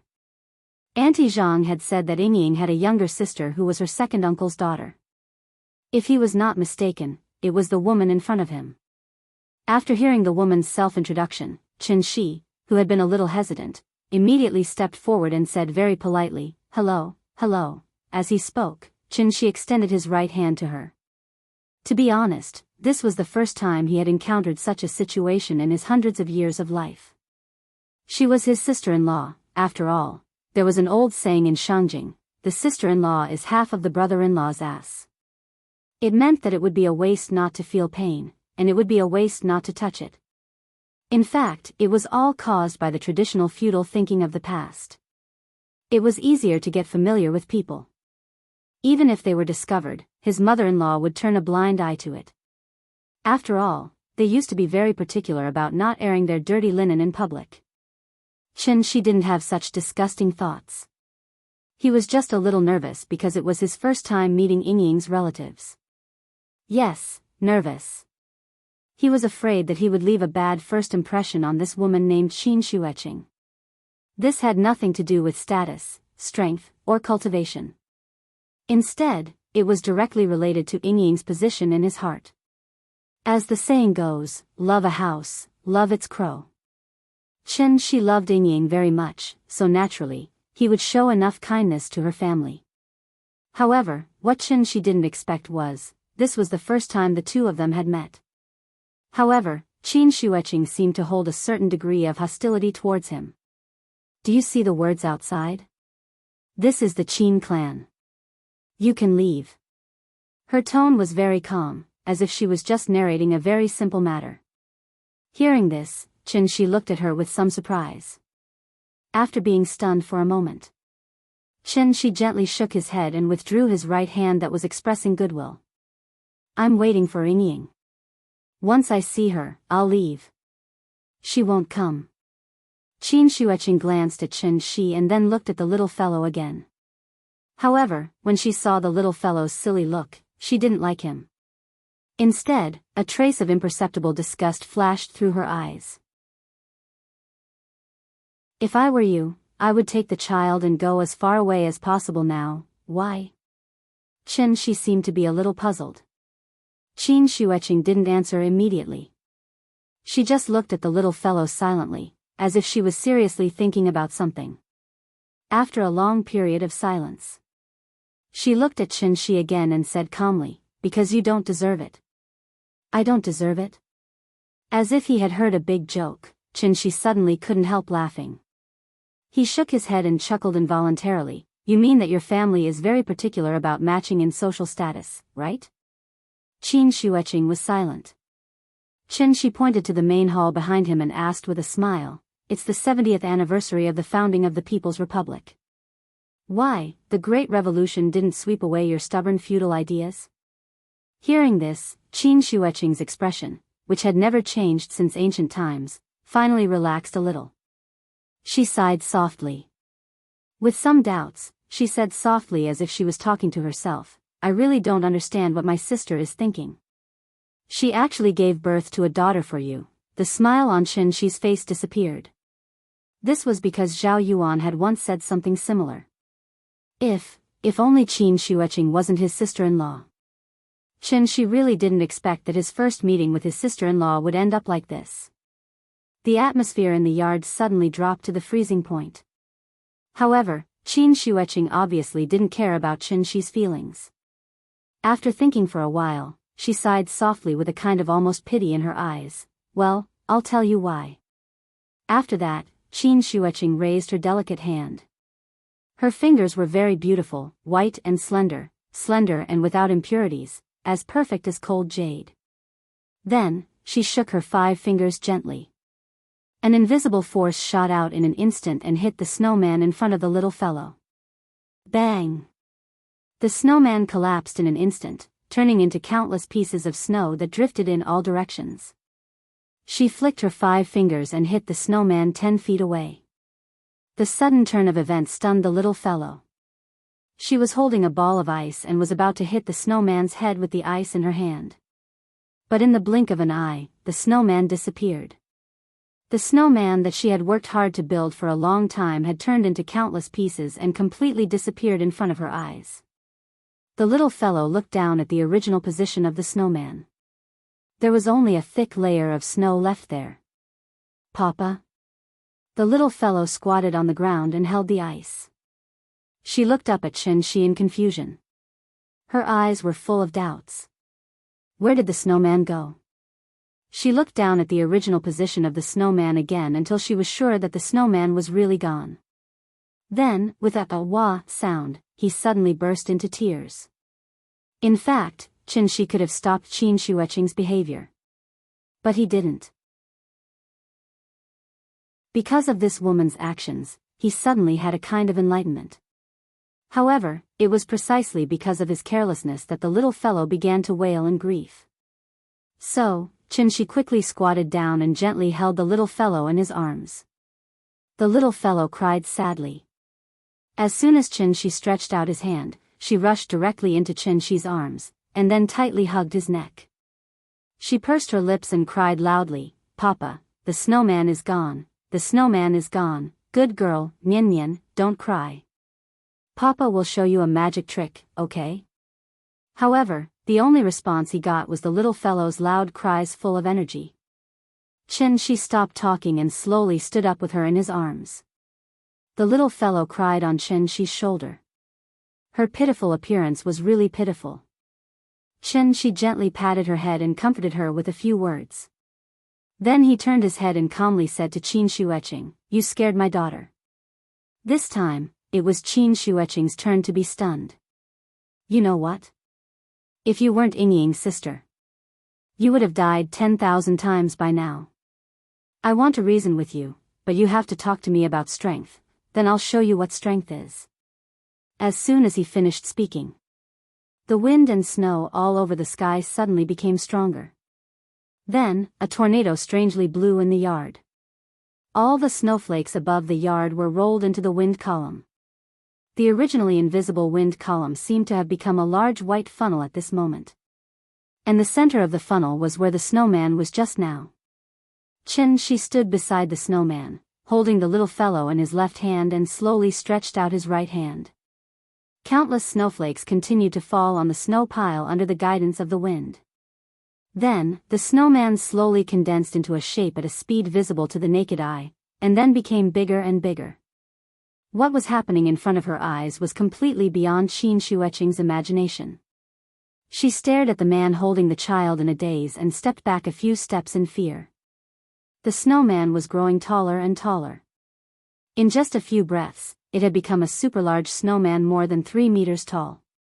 This also made Qin Shueqing's beautiful eyes almost pop out. What was happening in front of her eyes could not be done by human strength. Thinking of this, she could not help but ask with a trembling voice, Who are you? Me? Hearing this, Qin Shi chuckled softly. Chapter 101. In the Sihiyuan. The sudden gust of wind finally subsided. The heavy snowfall was actually not a good sign. As the saying goes, timely snow indicates a bumper year. Only a moderate amount of snow could be called timely snow. A moderate amount of snow could not only kill insects and keep warm, but also provide water for crops, and would not crush the crops. This was the sign of a bumper year. The snow stopped. The little fellow stared blankly at the huge snowman in front of her. The scene that unfolded before her eyes had completely stunned her. She opened her mouth involuntarily. Even if she did not cry again, her little nose was twitching unconsciously. She didn't even need Qin Shi to coax her, she had already completely forgotten about crying. Papa, this snowman is so big. The little girl raised her little head slightly. Her shocked expression immediately made Qin Shi unable to help but smile. Seeing her adorable appearance, Qin Shi's mood couldn't help but improve a lot. Muah. After kissing the little fellow's face heavily, Qin Shi looked at her and asked softly, What do you think? Do you like this snowman? Yes. Qin Shi's question made the little fellow come to her senses. Therefore, she immediately sat in his arms and began to dance. Papa, put me down. I want to play with the snowman. Qin Shi quickly put her down. As soon as she stepped on the ground, the little fellow threw herself into the snowman's arms. The snowman wouldn't carry her, so she plunged her small body into the snow. The falling snow kept falling on the little fellow's head, and some even fell into her clothes. Although she was shivering because of the cold, she enjoyed it and giggled against the snowman. Looking at how excited she was probably about to bury her head in a pile of snow. Qin Shi put down the little fellow and then turned to look at Qin Shueqing. At this time, Qin Shueqing had also come to her senses. She originally thought that Qin Shi was just an ordinary person, but she didn't expect that Qin Shi was actually a necromancer. Furthermore, with the means that Qin Shi had just displayed, his realm might have even reached the level of cultivation above the Dao entry realm. Han Fizi human leader, moreover, the cultivators of magic are incompatible with the ministers of the path. How do you explain this? If the master has a warlock, then the high minister will not be able to make a decision, and the high minister will not dare to sell the high minister. If the high minister controls the power and influence, then the way of the master will be clear. Records of the grand historian, Huainan's Hengshan biographies, in the past, Qin Ju followed the path of the saint and killed the sorcerers. He burned the book, abandoning etiquette and righteousness and relying on deceit. He accepted the punishment and turned the millet of the sea into the West River. Han Wang Fu's treatise on the hidden husband, virtuous men's difficulty. Those who are weak in virtue will have a bad impression of good deeds. Those who are in political turmoil will have a bad impression of governance. This is the reason why the Qin dynasty killed Yu and trapped the warlocks. Necromancers were necromancers, also known as warlocks. They were adept at worshipping ghosts and gods, concocting pills to achieve longevity, and were even known as spellcasters. For example, the hermit expert who allowed Ning Zhonghua to live for more than 50 years was most likely a necromancer. The necromancer lineage had a long history, but now, it had almost disappeared from the world. Even the legends about necromancers were pitifully few. Most of the remaining branches of the necromancer lineage lived in seclusion deep in the mountains, maintaining the ancient tradition of passing down one lineage to a single person. The culprit behind the decline of the necromancer lineage was actually the first emperor in the history of Huaxia, Qin Shi Huang. Qin Shi Huang burned books and buried Confucians. This was a very cruel history. There were many historical records about this, and the historians of the past dynasties also had many discussions about it.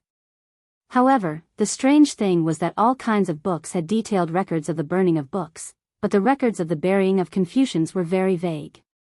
In fact, this was because Qin Shi Huang did not kill Confucian scholars at all, but necromancers.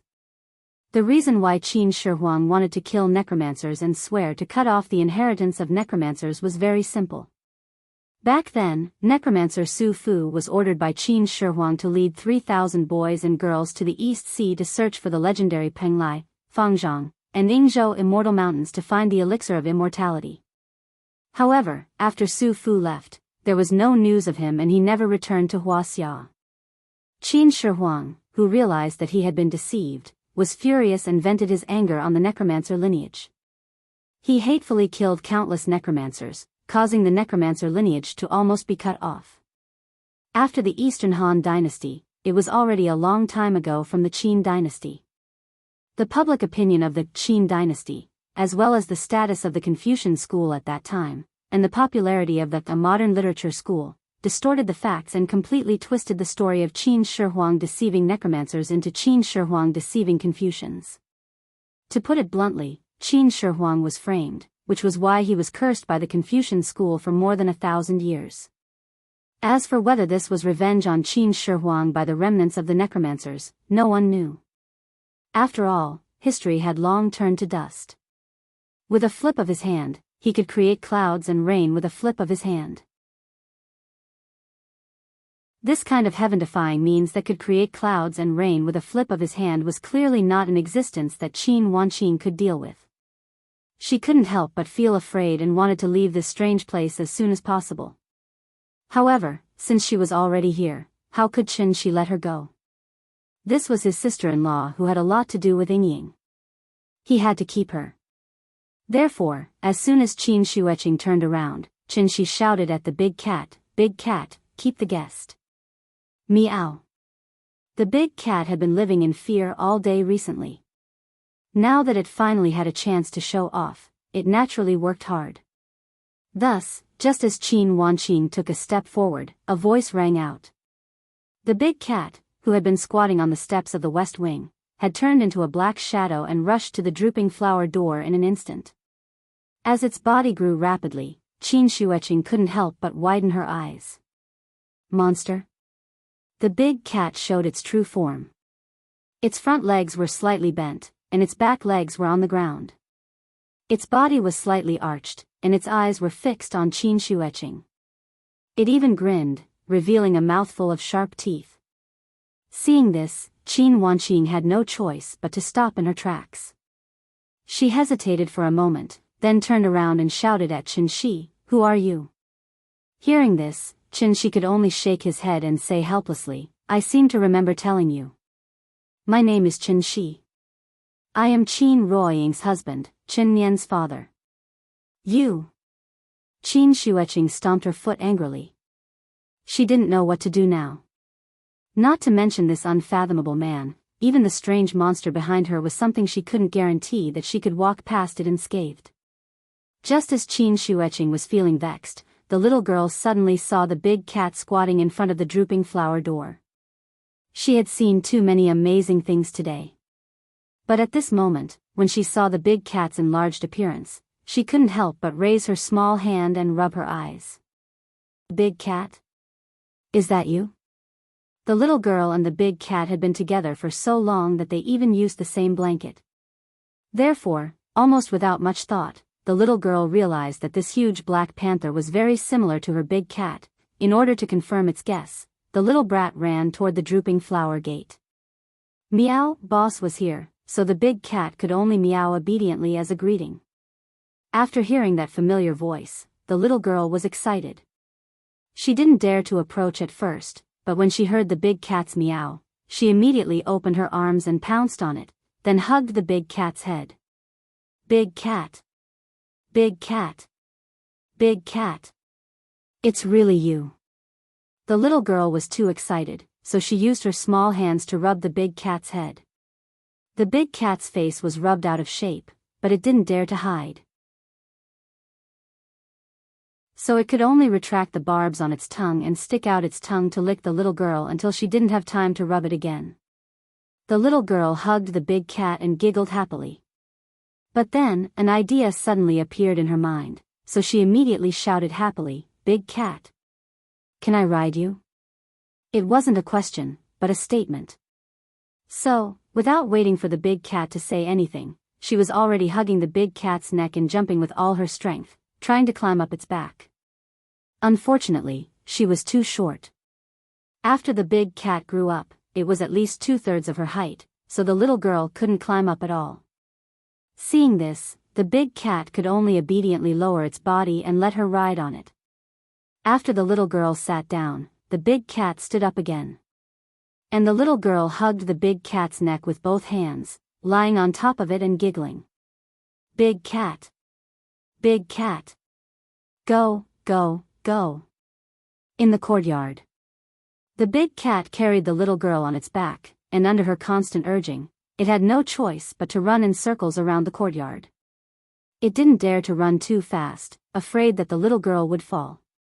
If the little girl accidentally fell, it estimated that all 4 of its legs would be broken by Qin Shi. So it was better to be careful. Qin Shuiqing stood in the same place, and her mind was blank. She stared blankly at everything that was happening in front of her. While in a trance, she felt dizzy. Thank you to the boss, reading books is like life, for the 20,000 reward.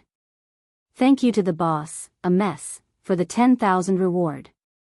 Thank you to the boss, Assad, for the 30,000 reward. This book's reader group, 5117931223 group name, Destroy Earth Strategic Headquarters.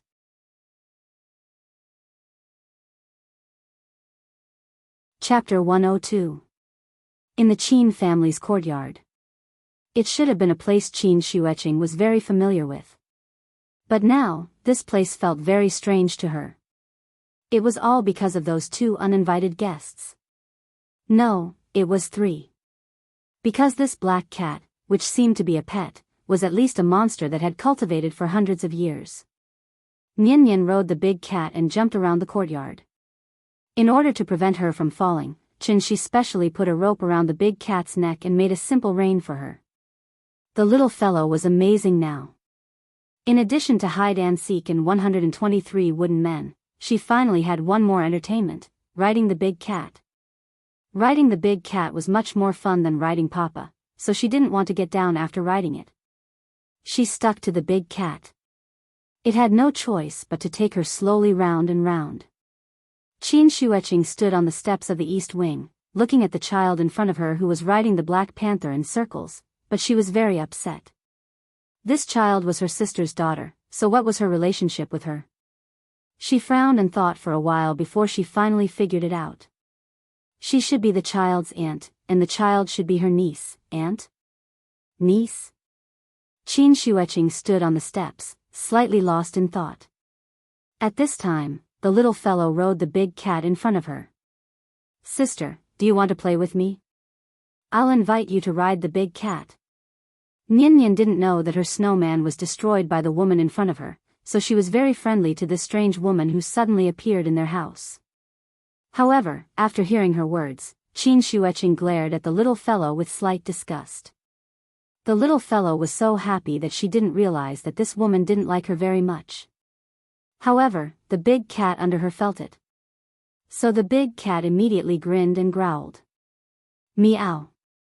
With a low growl of indignation, the big cat took the little guy and walked past her from behind.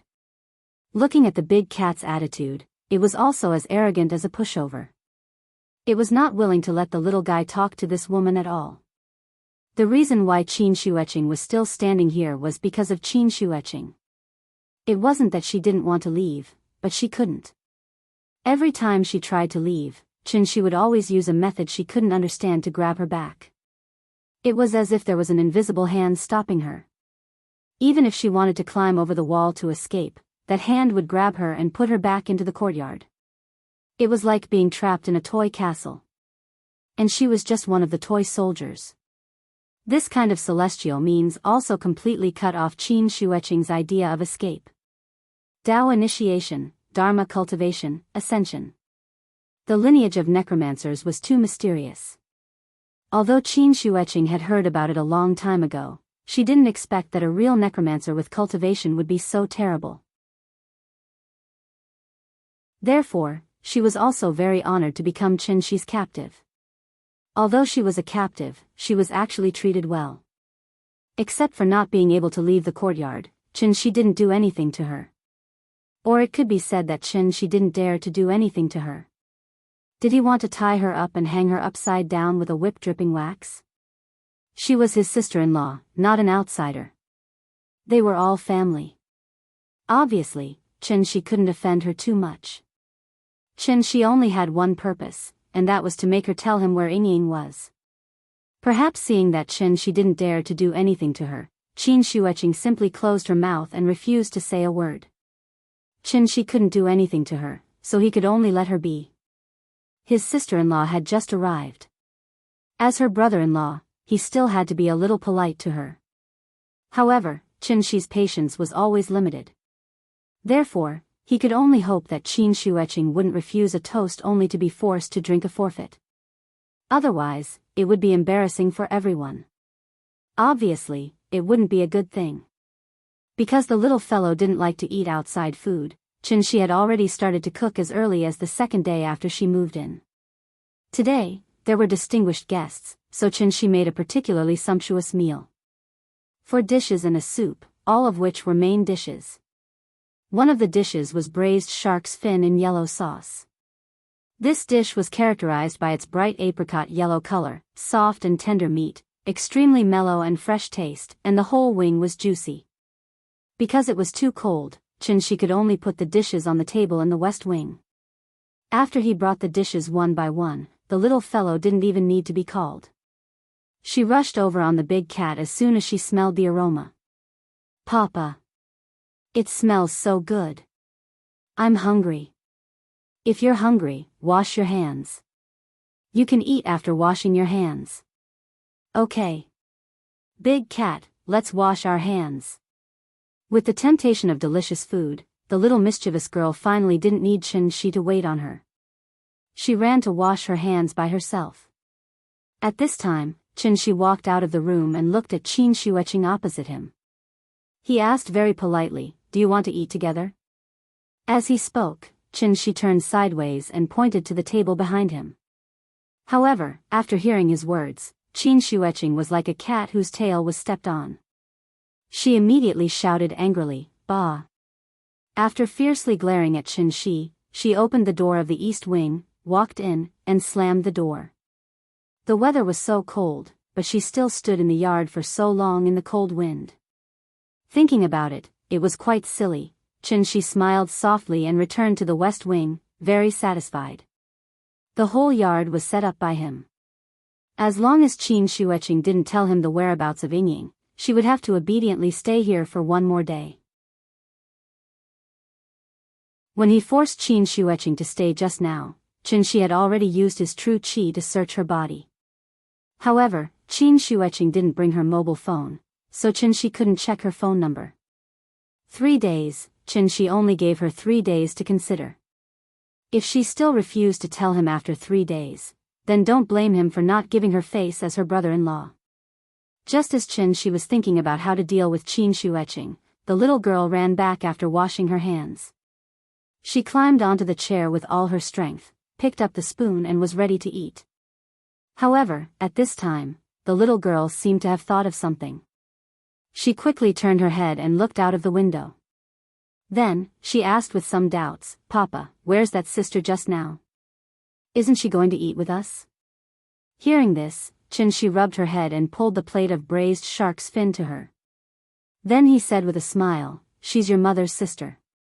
"Mama's sister? Who's that?" "You should call her Aunt."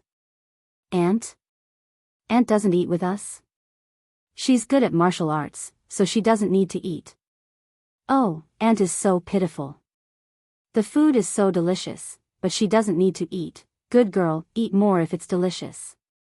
"Okay." However, at this moment, in the east wing, Qin Shueqing frowned slightly and couldn't help but put her hand on her stomach. Martial artists were not immortal cultivators. Their physical energy consumption was especially large, so their usual appetite was also especially large. She hadn't eaten for a few hours, but her stomach began to growl. Qin Shueqing couldn't help but look through the window at the west wing opposite. She finally understood why Qin Shi pretended to ask her to eat with him. He guessed that she wouldn't go, so he used this method to disgust her. She couldn't beat him in a fight, and she couldn't leave. Now she couldn't even eat. Thinking of this, Qin Shueqing couldn't help but turn pale. She couldn't live like this. So, after hesitating for a while, Qin Shueqing kicked open the door and strode toward the west wing opposite. I doubt it. Did you forget the name of my book? This is Becoming a Stay-at-Home Dad After Returning from Cultivation, not Becoming a Stay-at-Home King After Returning from Cultivation. I can't abandon my daily life for the sake of showing off, because that's a very stupid way of doing things. I have two kinds of readers. One likes to read cool stories, and the other likes to read warm daily lives. But recently, the readers who like to read cool stories have been making more and more trouble. It's even developed to the point where even Nian said that I'm lame. I really want the two kinds of readers to coexist, so there will be a big climax, but it will be a gradual process. Because in my heart, 100 face-slapping episodes are not as important as a complete climax. Right, bro? In addition, some people say that I'm half an article on Baidu. If I want to Baidu, I have to at least have this knowledge and know that this thing exists in advance, okay? I'm not here to teach popular science. But if I don't write, will other readers know about this?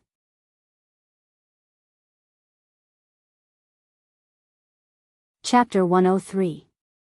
Bang! With a stomach full of resentment, Qin Shueqing kicked the door of the west wing hard. However, what she got in response to her kick was an even stronger reaction force. It was obviously a wooden door, but it was as hard as the door of a bank vault. It was obvious that Qin Shi was making trouble. Qin Shueqing gritted her teeth and helplessly withdrew her right foot. Because she was so angry, her full chest rose and fell rapidly with her rapid breathing. This was great. She couldn't even open the door. But if she went back in resentment, she felt very unwilling. But if she knocked on the door properly, she couldn't bring herself to do it. The snow had stopped. But the cold wind was still whistling. Qin Shueqing stood at the door of the west wing with resentment.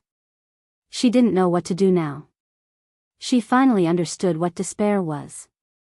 It was the first time she had experienced such a feeling in her life.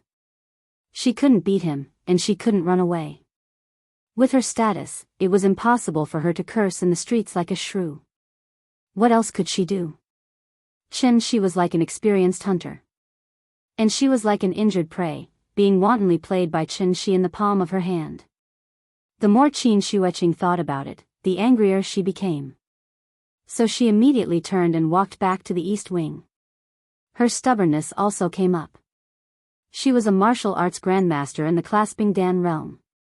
Even if she didn't eat or drink for a month, she wouldn't die. At worst, she would go back and slowly waste time with him. Qin Shueqing made up her mind. But when she turned and was about to leave, the door behind her suddenly opened. The little fellow turned and saw Qin Shueqing outside the room, so she immediately took the spoon and waved it happily. As she waved, she shouted happily, "Auntie! Aunt! Do you want to eat with us?" The little fellow enthusiastically invited Qin Shueqing. However, Qin Shueqing was not in the mood to eat at this moment, so she did not even turn her head and walked directly to the east wing. However, the moment she took a step forward, she was horrified to find that she could not control her body. An invisible force suddenly seized control of her body and manipulated her to slowly turn her body. At this moment, she was like a remote-controlled robot. Under the control of someone else, she walked stiffly towards the west wing. Seeing that, Qin Shueqing shouted in fear, "What did you do to me? Let me go." Qin Shi didn't pay attention to her, but smiled and controlled her to sit next to the little guy. After that, Qin Shi stroked the little girl's head and asked softly, "Nian, can you go and get a bowl of rice for your aunt?" "All right."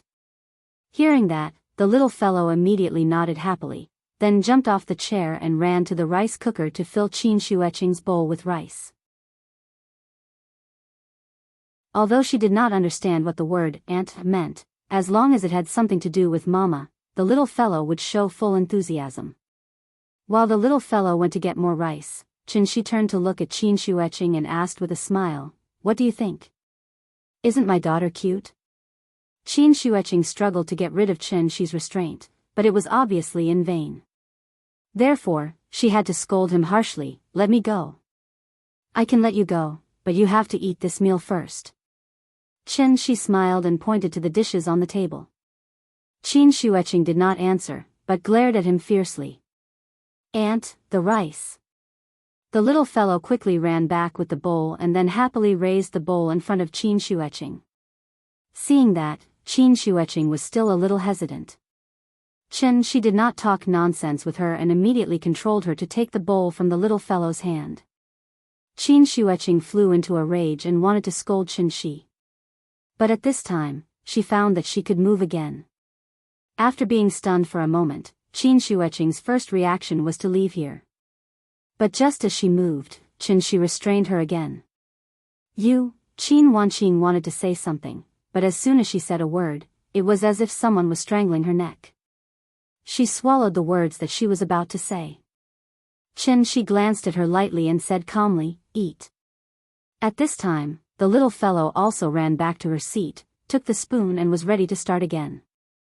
After drinking a mouthful of fresh soup with great satisfaction, the little fellow found that Qin Shueqing still held the bowl just now, so she asked with some doubts, "Aunt, why don't you eat?" Seeing the little fellow's puzzled face, Qin Shueqing collapsed. After being tormented by Xianxia, she was so angry that she was about to cry. She would rather be beaten to death by Xianxia than be humiliated by Xianxia so wantonly. Yes, humiliated.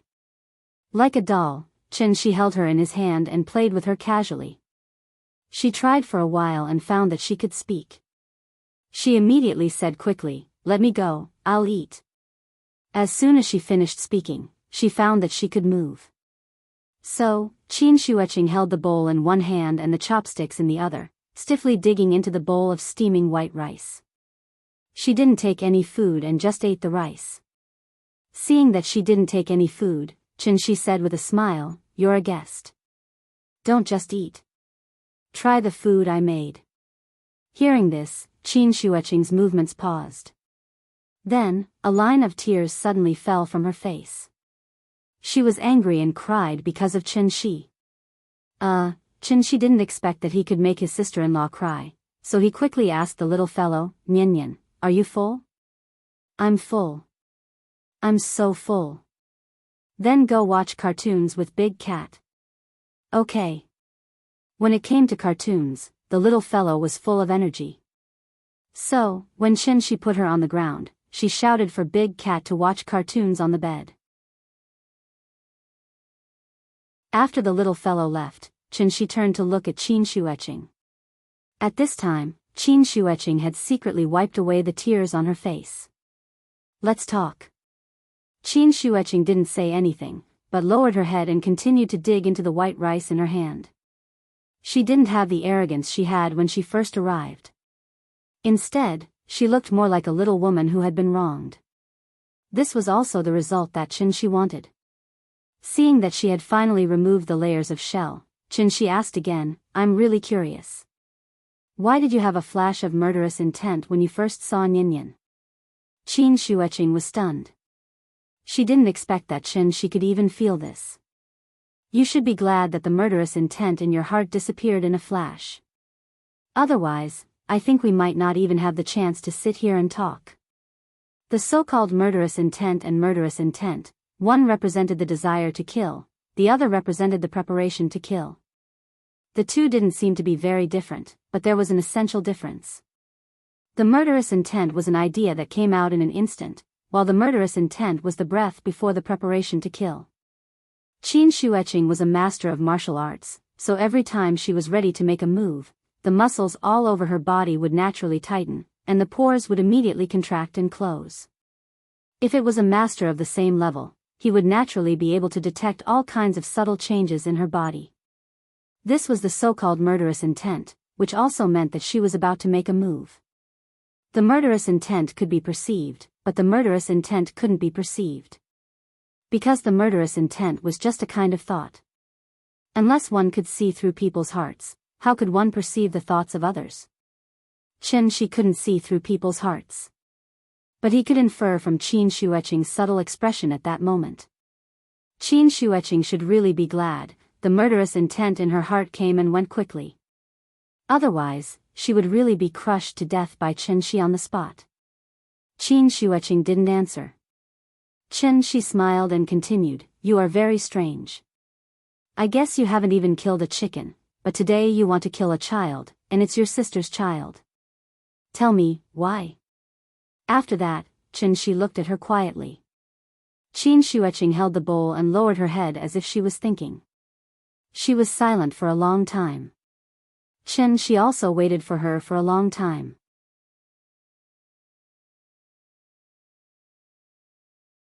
Chapter 104. Because if she doesn't die, my sister will die. As soon as he finished speaking, Qin Shueqing clearly felt a strong murderous aura erupting from Chen Shi's body. The murderous aura was so strong that she was so scared that her muscles tensed up and she subconsciously wanted to take a defensive stance. And it wasn't just her. Even the big cat who was watching cartoons was shocked. But the big cat was very smart and immediately burrowed into the little guy's arms. The little guy naturally hugged the big cat. This behavior was like a solid reassuring pill for the big cat. So after the big cat calmed down, it turned its head and poked its head out to observe the situation at the dining table. "Why?" Chen Shi's voice was very calm, and there was nothing strange about the expression on his face. But his body was constantly emitting a monstrous murderous aura. He was a cultivator, not a warrior. So when he was angry, the surrounding spirit energy would also surge. Therefore, Qin Shueqing was a master after all. So even if she didn't see any signs of Chen Shi wanting to attack, she could clearly sense that Chen Shi wanted to kill someone. This brother-in-law of hers, who had been hiding his strength, finally showed his fangs. Qin Shueqing was a little lost in thought, as if she didn't hear Chen Shi's words. "So," Chen Shi asked again, "why?" Qin Shueqing's body suddenly trembled, and then she looked at Chen Shi with a complicated expression. She reluctantly shook her head and said, "I can't tell you. I shouldn't have come to you at all. I was meddlesome." Hearing this, Chen Shi suddenly laughed. "You brought that necklace over for her, didn't you?" After saying this, Chen Shi looked thoughtfully at the little guy who was sitting on the bed and watching cartoons attentively. Qin Shueqing didn't reply. "You want to drive us away because you're afraid that your family will find out that Yingying gave birth to a daughter for me, right?" Qin Shueqing still didn't speak. Chen Shi waited for a long time. Seeing that she didn't want to speak again, Chen Shi changed the topic and asked with interest, "If I remember correctly, those who are above transforming strength are called masters, so you should be a martial arts master, right?" Hearing this, Qin Wanqing finally nodded and replied somewhat reluctantly, "Above the neutral strength stage is the controlled dance stage. Only after achieving the controlled dance stage can one become a grandmaster. I've seen people at the peak strength stage, but they are older than you and have been through hundreds of battles. They always have a kind of hostility that can't be hidden. You don't have it, and your realm is far higher than theirs. So you do have some reason to be proud." However, when she heard Chen Shi's essest, Qin Shueqing immediately frowned and scolded in exasperation, "Are you trying to humiliate me? Don't think that you're so great. If we're at the same level, I can kill you as easily as killing a chicken within 10 steps. Really?" Chen Shi pretended to look at her in surprise. Then he asked with a smile, "In fact, I'm very curious. Have you ever killed a chicken?" Qin Shueqing was irritated by him again. She got up and wanted to leave, but how could Chen Shi let her go? So the moment she got up, Chen Shi stopped her again and said with a smile, "Don't be angry. Don't be angry. Today is the first time we've met, and I want to talk to you more." "What do you want?" "Nothing. As long as you tell me where Yingying is, I'll let you go right away." Qin Shueqing was stunned. After being stunned for a while, she seemed to think of something and said with a look of contempt, "Even if I tell you, what can you do? Since you're a necromancer, let me ask you, do you know the gate of heaven?" "Gate of heaven?" What's that? Xianxia was a little confused. It was the first time he had heard of this term. Xianxia saw his confused look and couldn't help laughing. You don't even know the gate of heaven. It was as if she had found something very funny. Xianxia laughed louder and louder. In the end, even the little fellow was alarmed by her laughter.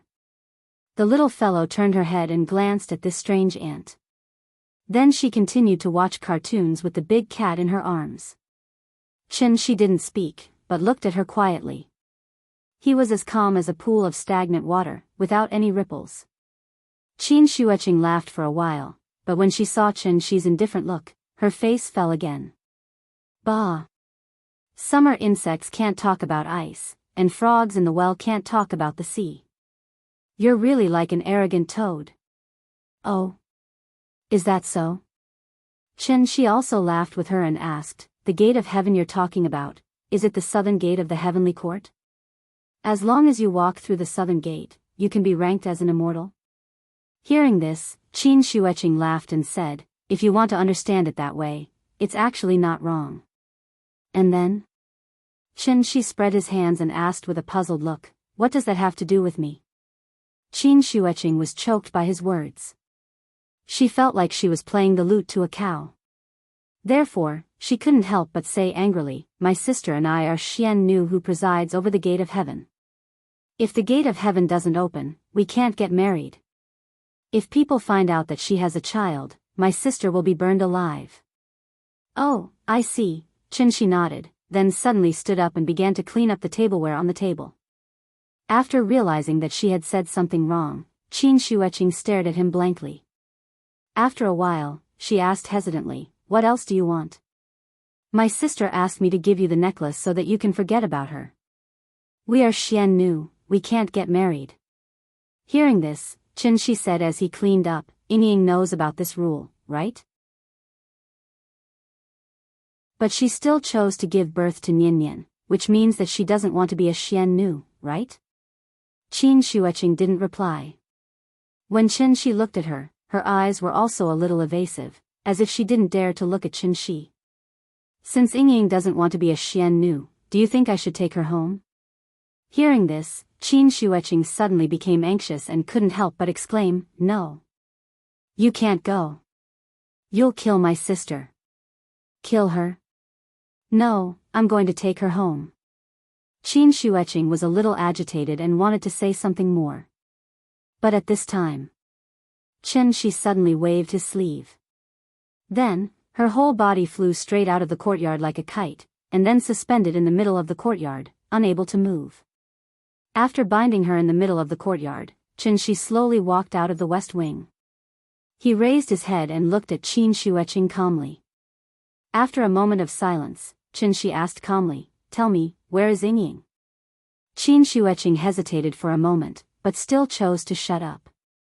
However, Xianxia's next sentence suddenly made her face change greatly. If you don't say it, I'll burn you now. Xianxia's appearance didn't change at all, and his expression was still calm.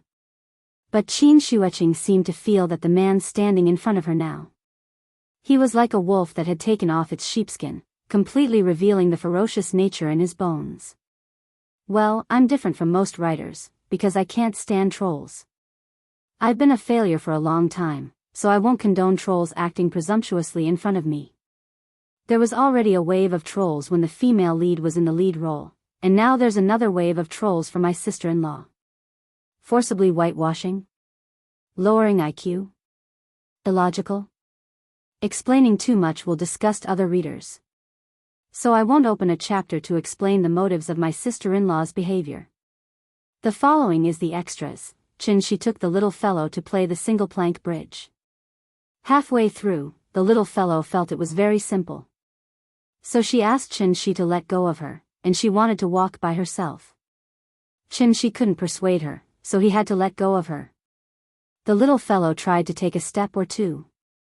She found it was very simple. So she was a little proud. She wanted to jump directly to the opposite side. But just as she was jumping happily, her feet suddenly slipped and she accidentally fell down. The little fellow fell to the ground and hurt, and immediately cried loudly, constantly blaming Xianxia for not holding her properly. Seeing this, Xianxia had to hold the little fellow tightly, comforting her with a guilty face. "Nian Nian, I'm sorry, it's all Dad's fault. Dad didn't take good care of you. Dad apologizes to you, okay?"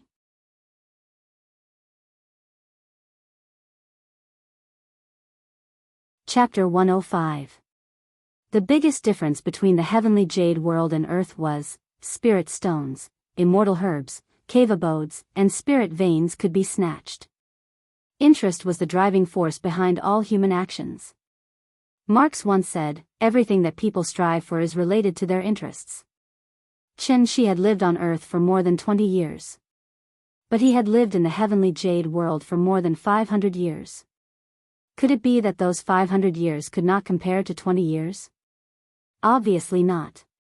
The reason why he did not like the heavenly jade world was mainly because there was a fundamental difference between the heavenly jade world and Earth. Earth was the place where he was born and raised. Xianxia grew up and matured here. His outlook on life, values, and worldview had formed the most basic framework because of this.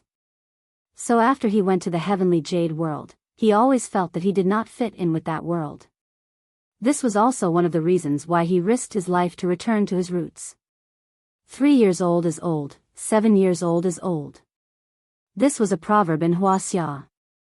Although 3 years old and 7 years old was only an approximate number in ancient times, it was summed up by the people of Wuxia after thousands of years of living experience. This sentence seemed very arbitrary, but it was proven to be reasonable by modern science. Man is a very complicated creature. If he really wanted to explore it in detail, he would have to talk about innate determinants and acquired influences. That was too complicated, and Xianxia was not a thinker, so he would not study too much. He only needed to clarify one thing, and that was, what exactly did he want? Xianxia did not want longevity, but family happiness. This was his goal, and also his pursuit. At the same time, it was the source of his motivation. Nian Nian was already by his side, so Xianxia swore to make her the happiest child in the world. But Yingying was still missing. Without Yingying, how could Nian Nian be the happiest child in the world? Without Yingying, how would he be able to achieve the family happiness that he pursued? Without Yingying, how could he fulfill the promise he made back then? "I will ascend and become an immortal." Not for longevity, but for a lifetime of happiness and peace. If it was said that living on Earth for more than 20 years had established a basic framework for Xianxia's worldview. However, the 500 years in heavenly spiral had reshaped Xianxia's code of conduct. In the end, he was no longer immortal. He was a titled divine lord of the heavenly jade domain, a soul formation cultivator. Therefore, when Xianxia heard that Yingying was in danger, there was only one thought left in his mind. Pick up Yingying and go home. The home that he guarded. Compared to his wife, his sister-in-law was naturally an insignificant existence. Therefore, Qin Shueqing was suddenly thrown out of the yard. She stared at the man in horror. This seemingly gentle man suddenly showed his ferocious side in front of her. That monstrous murderous aura seemed to be making a silent declaration. If she dared to say no, he would really kill her. Qin Shueqing was scared out of her wits. Xianxia stood on the steps and quietly looked at Qin Shueqing, who was tied up in the air by him. All of a sudden, his wrist twitched. Immediately after, a small flame jumped out from his fingertip. Seeing the sudden flame, Qin Shueqing finally came back to her senses. This cheap brother-in-law was serious about her. Qin Shueqing was scared. When she saw that Xianxia was about to throw out the flame, she immediately shouted at the top of her lungs, "No! I'll tell you." Classic of Mountains and Seas? The 16th classic of the West of the Great Wilderness said, "In the south of the West Sea, on the shore of quicksand, behind the red water and before the black water, there is a mountain called the Kunlun Hills." The Kunlun Mountains were known as the ancestor of all mountains in Wuxia and the source of the dragon veins. Many legends in Wuxia were related to the Kunlun Mountains. But many people didn't know, the Kunlun Mountains in ancient times and the Kunlun Mountains in modern times were actually two different places. Some people even thought that the ancient Kunlun Mountains were the current Kunlun Mountains. The current Kunlun Mountains were between 500 meters and 6,000 meters above sea level. The climate was cold and humid, the air was thin, and there was a plateau layer of frozen soil all year round. The living conditions were extremely bad. How could the Wuxia people be born? In fact, according to historical records, long before the Qin dynasty unified Wuxia, what was called the Kunlun Mountains was actually the Qinling Mountains. The Guangzhong Plain north of the Qinling Mountains was the birthplace of the Wuxia people. The two ancestors of the Wuxia people, the Yellow Emperor and the Yan Emperor, were born in this place. The Guoyu Jin language said, in the past, Shaodian married the Eugene family and gave birth to the Yellow Emperor and the Yan Emperor. The Yellow Emperor was born with Ji Shui, and the Yan Emperor was born with Jiang Shui. Therefore, the Yellow Emperor was born with Ji Shui, and the Yan Emperor was born with Jiang Shui. The two emperors used their masters to help each other, and they were born with different virtues. This was also the earliest historical record of the Yan Emperor and the Yellow Emperor that could be seen. The Qinling Mountains were not called Qinling Mountains in the beginning. At first, it was called the Kunlun Mountains. Later, Qin Shi Huang unified Wuxia and moved the capital to Xianyang. Because the Qinling Mountains stood in the south of Xianyang, the capital of the Qin state, there was a saying, in the sky, in the south of the capital, so it was called Zhongnan, also known as Zhongnan. Therefore, the Qinling Mountains were called Zhongnan Mountains. Later, the Qin dynasty fell, and it was the Western Han dynasty. Sima Qian wrote in the history books, the Qinling Mountains are the greatest obstacle in the world. At this time, the Qinling Mountains finally had its official name. Kunlun Mountains, Zhongnan Mountains, Qinling Mountains. These were the past and present lives of the Qinling Mountains. Wuxia's dragon vein was actually here. Chang'an. At the airport exit. A family of 3 and a cat. The man was handsome, the woman was beautiful, and the baby was quite cute. Even the cat in the child's arms looked more agile and clever. It stuck its head out and looked at the passers-by. The family of 3 did not look like locals. After getting off the exit, they took a taxi and went straight to the Qinling Mountains. The Qinling Mountains were a huge mountain range across Wuxia. At the same time, it was also the climate dividing line between the north and south of Wuxia. The difference in the lives of southerners and northerners was formed by this mountain range. Every winter, the Guangzhong area north of the Qinling Mountains was bitterly cold. Thousands of miles of ice would be frozen and thousands of miles of snow would fall. People would stay by the fire to get through this cold season. However, the Hanzhong Basin south of the Qinling Mountains was still green with mountains and rivers. This mountain range had a decisive impact on the natural climate of Wuxia. It was also this mountain range that changed the natural pattern of Wuxia. The family of 3 booked a taxi. They were not going to a scenic area, but to a remote town at the foot of the Qinling Mountains. The people of northern Shaanxi were forthright, the people of southern Shaanxi were simple and honest, and the people of Guangzhong were warm. This trip would take more than 2 hours. It was a long journey. The driver wanted to start a conversation several times, but the young couple in the car was like a sulking couple. They did not say a word since they got in the car. There was no other way. Since the guests were not willing to talk, he could only keep his mouth shut silently.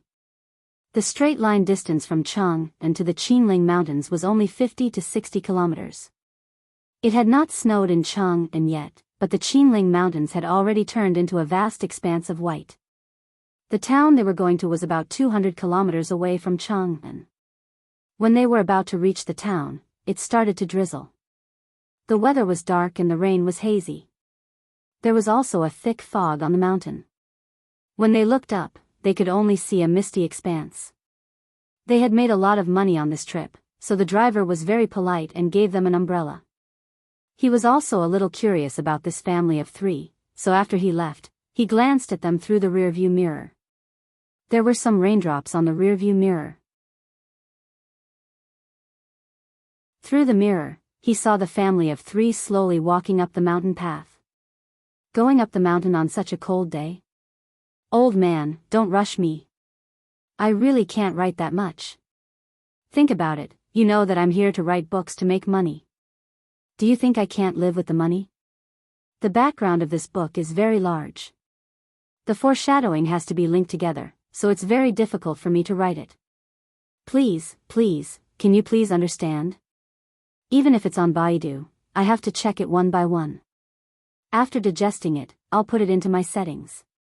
This chapter contains too much information. I wrote until 3 a.m. last night and woke up at 12 a.m. today. I've only just finished writing it now. After writing it, I still have to wait to be scolded for being a fake. Sometimes, I really feel that I've been wronged. Please, I hope you can understand. I've really worked very hard. I'll promote the book for you. There are 3 successful nanny dads on Qidin now. You can also read Nanny Dad's Literary Life and Nanny Dad's Restaurant in Another World. My speed can't be compared to theirs. Nanny Dad's Restaurant in Another World will be a hit. That's something I don't even dare to think about. Although we're all nannies, the things we write are actually different.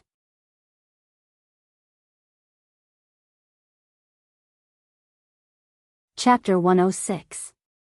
The Qinling Mountains lay across the border between the north and the south of Wuxia.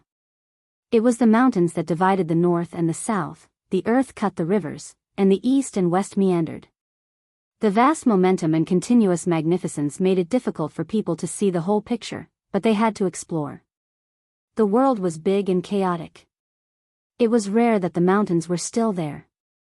The fog was rising, and the snow was boundless. It was an otherworldly scene. Unlike the handsomeness of Mount Amei, the Qinling Mountains gave people a sense of vastness. After going up the mountain, the little fellow obediently lay in Qianxi's arms, her big eyes rolling. As the altitude increased, the snow on the mountain became thicker and thicker. The somewhat rugged and slippery path was gradually covered by the snow.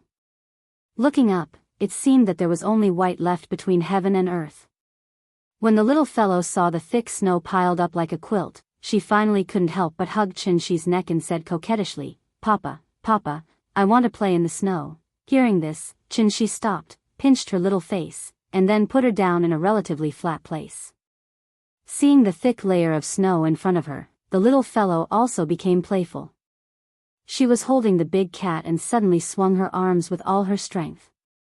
Just like that, he threw the big cat into the pile of snow. The big cat was shocked, and suddenly it was so scared that it waved its 4 feet in the air. But because it had no place to borrow strength, it could only watch as the little fellow threw it out. Poof! It was now the size of a pet cat, so after falling into the snow, it only made a small shallow hole. Meow! The big cat cried out with some dissatisfaction, causing the little fellow to giggle. Then, she hopped to the edge of the pile of snow and shouted, "I'm here." Then, he jumped into the snow as well. The snow looked as soft as cotton, but it was definitely not as warm and cold as cotton. But after she jumped into the snow, she immediately rolled in it as if she was not afraid of the cold at all. Her wish of rolling in the snow finally came true. While Little Rascal and Big Cat were rolling around in the snow, Qianxi looked at Qin Shueqing and suddenly asked, "What do you think? Is my daughter cute?" This was the second time that Qianxi had asked this question. Qin Shueqing looked at him with a complicated expression, and then turned her eyes to the little fellow. A 4-year-old child was the cutest, so no matter how unwilling she was, Qin Shueqing could only reply dryly, "Cute." "Thank you." Qianxi smiled and nodded, as if he was very satisfied with her answer. Qin Shueqing wanted to say something. But when she thought about how Qianxi had threatened to burn her to death, she couldn't help but sulk. She walked to the side alone and sulked. The conversation stopped abruptly. The huge mountain was very quiet. Only the little fellow's shouts could be heard. The cold wind in the mountain whistled, and a series of snowflakes swirled in the sky, drifting toward the foot of Mount Qinling. After playing for a while, the little fellow found that it was really cold, so she ran back. "Papa! It's so cold, so cold." As she spoke, she jumped and shivered. The process of melting snow itself was a process of absorbing heat. When rolling in the snow would fall into the clothes. As soon as it met the body temperature, it would immediately melt into water. So no matter how much she liked the snow, she had to run back to Xianxia to get warm. Xianxia quickly picked her up. As his true essence surged, little rascal's body immediately emitted a faint white gas. A stream of warmth wrapped her, and little rascal immediately murmured comfortably, "It's so warm. Papa is so warm." When it could freeload food and drink, Big Cat would never be willing to fall behind others. So when it saw little rascal being held by Xianxia, it immediately shook off the snow on its body and jumped into little rascal's arms like a mad dog. The reason why it was willing to follow Xianxia was that a trace of Xianxia's true essence inadvertently leaked out was enough for it to benefit a lot. When the heavy snow closed the mountain, there were no birds in the mountains, and no traces of people could be found. But even a master of peak strength could walk on water, not to mention Xianxia, who was a guru. Perhaps it was because she wanted to compete with Xianxia, so as soon as she entered the mountain, she stepped on the snow and floated away. In an instant, she had already rushed several meters away. A guru was like a dragon, climbing the mountain like an ape, diving into the water like an otter, and his momentum was like Mount Tai. After being tortured by Xianxia, Xianxia almost doubted whether she was still a Wu Dao guru. Now that his sister-in-law was willing to cooperate, Xianxia naturally would not provoke her for no reason, so he followed her leisurely. As the two of them moved forward quickly, they went deep into the hinterland of the Qinling Mountains in the blink of an eye. At this time, Xianxia also roughly guessed where the mysterious place she was talking about was. Because as they went deeper and deeper, Xianxia found that the spiritual qi of heaven and earth here was even richer than that of Zongnanhai. It was really a good place for all things to compete. After walking for more than an hour, Xianxia suddenly stopped. Xianxia looked at the valley in front of her and also stopped. Because he knew that Xianxia had something to say. Sure enough, after Xianxia stopped, she turned her head, and the expression on her face showed that she was struggling. Xianxia waited for her for a moment, then she said in a seemingly annoyed tone, "I was wrong, I shouldn't have brought you here. Even if you kill me now, I won't take you one step further. Without me leading the way, you won't be able to enter, so you should go back. Since we're already here, do you think it's possible for me to go back? You really can't go any further. If you do this, not only will you kill yourself and my sister, but you will also kill the child in your arms. For the sake of the child, please go back, okay? Go back first, and when the divine gate opens, I will naturally come back to find you." Xianxia became more and more agitated as she spoke. In the end, she could not help but yell at Xianxia again. Xianxia did not reply. After she calmed down a little, he nodded at Xianxia and said very solemnly, "Thank you." Xianxia was stunned for a moment, then she flew into a rage, and her face turned red. Just as she was about to scold Xianxia suddenly asked, "You're a grandmaster, so what's the corresponding realm of a grandmaster? I don't have time to joke with you. I'm warning you, if you go any further, you will really kill everyone. Answer my question first." Xianxia's expression was very serious, as if he was seriously discussing something with her. Seeing this, Xianxia stomped her foot and said impatiently, "Entering the Tao. What's above that? Cultivating the Tao. Above that? Aren't you at the divine connection realm? Answer my question first, then what's above that? Core condensation. Isn't Grandmaster controlled Dan? What's the difference between core controlled Dan and core condensation? The two can't be described in the same sentence. Legend has it that when a Grandmaster successfully condenses his Dan, he will be able to leave the earth and ascend to immortality, free and unfettered between heaven and earth. Core concentration refers to a martial artist condensing the essence, qi, and blood marrow of the entire body into a single point. In other words, all the strength in the body is concentrated in the dantian. When facing an enemy, the dantian will explode, and the enemy will be killed in a single move. Alright, I have no more questions. After saying that, Qianxi carried the little fellow and walked towards the valley. Qin Shueqing wanted to reach out and stop him, but when she thought about how she was not a match for him, she could not help but stop. Obviously, Qianxi had tortured her until she was traumatized. Helpless, Qin Shueqing could only stomp her foot and shout at Qianxi's back, "I've said it before, without me leading the way, you can't enter." Just as she finished speaking, the scene in front of her stunned her. Qianxi waved his sleeves lightly, and a door of light rippled like the surface of a lake appeared in front of him. Behind the door, at the entrance of the valley, a stone tablet suddenly appeared in the originally empty space. On the stone tablet were 2 large words written in small seal script.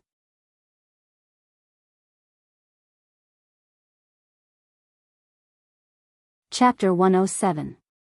The little fellow stared blankly at the light gate that suddenly appeared in front of her. This door of light was transparent. If it wasn't for the faint light it was emitting and the ripples it was emitting, it would really look like an ordinary glass door. Even an adult would not be able to understand this situation, let alone a 4-year-old girl. "Papa, what's this?" The little girl stared at Qianxi with her cute big eyes, and after looking at Qianxi with a surprised expression, she stretched out her left index finger and gently poked at the door of light.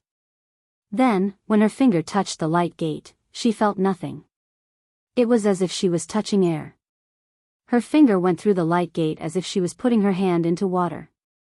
The surface of the water kept shaking, and her fingers started to shake as well. The light gate shook, and so did her finger. The little fellow was amused. She stretched out her finger and kept poking the light gate. She felt nothing, but when she saw her finger rippling with the ripples, she giggled happily. Looking at her happy little face, Qianxi couldn't help but ask with a smile, "Do you like it?" "I like it. It's so fun." The little fellow giggled and lay on Qianxi's arm. Then she raised her head high, and her little chin was almost in the sky.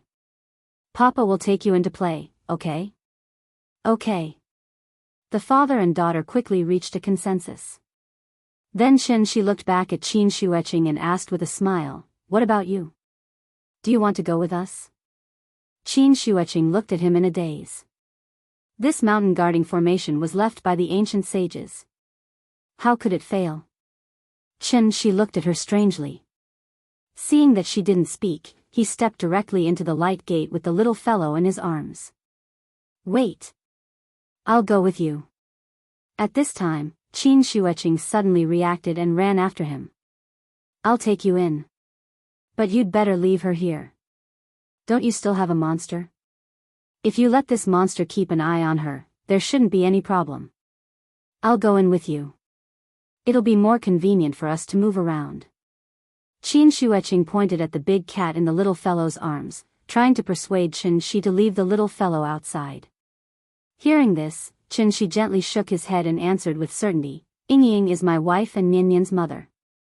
Since it's to bring her mother home, how can she be absent?" After that, Qianxi lowered his head and glanced at the little fellow. Although the little fellow did not understand the meaning of Qin Shueqing, she understood the meaning of Qianxi's words. Therefore, she immediately said excitedly, "I want to take Mama home." As she spoke, the little girl seemed to be a little embarrassed. She buried her little face in Qianxi's chest. Bashfully sitting in Qianxi's arms, she kept twisting her small body. The word mother had already become a simple concept in her mind. Other children had mothers, so naturally, she should have a mother too. This was all she knew about her mother. Although she was a little unfamiliar with it, she still had some desire. Qianxi touched the little fellow's head and smiled at Qin Shueqing. He carried the little fellow and walked straight to the valley in front. Qin Shueqing's expression was a little uncertain. While she was still hesitating, Qianxi was almost at the side of the stone tablet. Seeing this, Qin Shueqing could only stomp her feet and shout, "Wait! I'll take you there." After saying that, she also stepped through the door of light. When she stepped through the door of light, it suddenly disappeared. Qin Shueqing looked at the original position of the light door with a complicated expression. After shaking her head, she quickly caught up with Qianxi. After passing the stone tablet, they entered the valley. A seemingly ancient village suddenly appeared in front of Xianxia. It was as if it was recorded in the peach blossom spring. After dozens of steps, it suddenly became clear. The land was flat, and the houses were upright. There were fertile fields, beautiful ponds, mulberry trees, and bamboo trees. The roads were crisscrossed, and chickens and dogs could be heard. However, it was a pity that it was winter now, and snow was falling from the sky. Therefore, standing outside the village, there was no one at all. Qin Shuiqing came from behind. After passing by Qianxi, she led Qianxi quietly into the village. This village was actually very big, and there were probably hundreds of families. Qin Shuiqing's pretty face was tense, and she was almost in her battle state. Along the way, she had clearly stepped on the snow, but she did not leave any footprints. Looking at her cautious appearance, she was no different from a thief. The village was very quiet. At this time, the little fellow turned her little head and said with some doubts, "Papa, it's so strange here." Her voice was not loud, but in Qin Shuiqing's ears, it was no different from a sudden clap of thunder. Hence, she was immediately given a huge fright as every strand of hair on her body stood on end. Qin Shuiqing quickly turned her head and glared at the little fellow fiercely. Being glared at so fiercely, the little fellow was a little frightened. She quickly pouted and shrank into Qianxi's arms. Seeing this, Qianxi also glared at Qin Shuiqing fiercely. At the same time, he did not forget to threaten her, "If you dare to glare at her again, I will gouge out your eyes." Qin Shuiqing was just about to say something, but she immediately realized that now was not the time to quarrel. Therefore, she had to take a deep breath and suppress the evil fire in the bottom of her heart. At this time, Qianxi ignored her and continued to walk forward. Seeing this, Qin Shuiqing suddenly became anxious. She quickly floated in front of Qianxi and pointed to a side path, indicating that he should go around it. However, Qianxi did not pay attention to her at all. He carried the little fellow and walked straight ahead. There was a large square in the center of the village.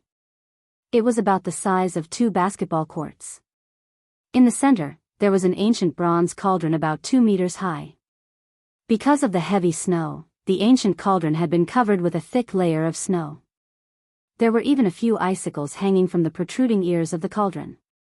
In the north of the square, there was an old building that looked like an ancestral hall. The door of the old building was closed tightly, and it looked quite solemn and solemn. Qianxi did not seem to need Qin Shuiqing to lead the way. After arriving at the square, he went straight through the square, and then walked quickly up the mountain along a small path in the northwest corner of the square. Qin Shuiqing followed behind him, looking nervous. She wanted to say something, but she did not dare to make a sound. She wanted to stop Qianxi, but she was afraid that she would be made by Qianxi again, so she had to follow Qianxi helplessly, constantly looking around, for fear that someone would discover them. Behind the ancestral hall, there was a small hill, estimated to be about 20 or 30 meters high. There was only a winding path to go up. Qianxi came to the foot of the hill and looked at the small hill thoughtfully. When he saw the circle of walls on the hill, there were some subtle changes in his eyes. Qin Shuiqing noticed Qianxi's strange behavior. Just as she was about to approach Qianxi and was about to say something to him, Qianxi suddenly carried the little fellow and flew straight up. Qin Shuiqing hesitated for a moment. But it was too late for her to regret it now. So she had to look as if she was facing death calmly and quickly jumped up with Qianxi. "Again, it's not a matter of money. It's that I really can't write it. Even if I write something, it never reaches the feeling I want. The more I write, the more dissatisfied I am. I delete and rewrite and still not satisfied, delete and rewrite again. In short, it's up to me if I can get through this. I've forgotten to thank all the bosses for their 10,000 coin rewards. Now that they're all together, thank you to the boss of a mess for your 10,000 reward. Thank you to the boss of Jianghu for your 20,000 reward. Thank you to the boss of Little Devil Child and Little Urchin for your 10,500 reward. Thank you to brother Katatsumuri for your 10,000 reward. Thank you to the boss of Sanyu Wu Mengsheng, for your 10,000 reward. Thank you to the boss of God with nothing to do, for your 9,000 reward. Thank you to the boss of riding a turtle to the heavens, for your 11,500 reward. Thank you to the boss of rising dawn withering summer flowers, for your 10,000 reward. Thank you to the boss of Sanhua Feng, for your 10,000 reward.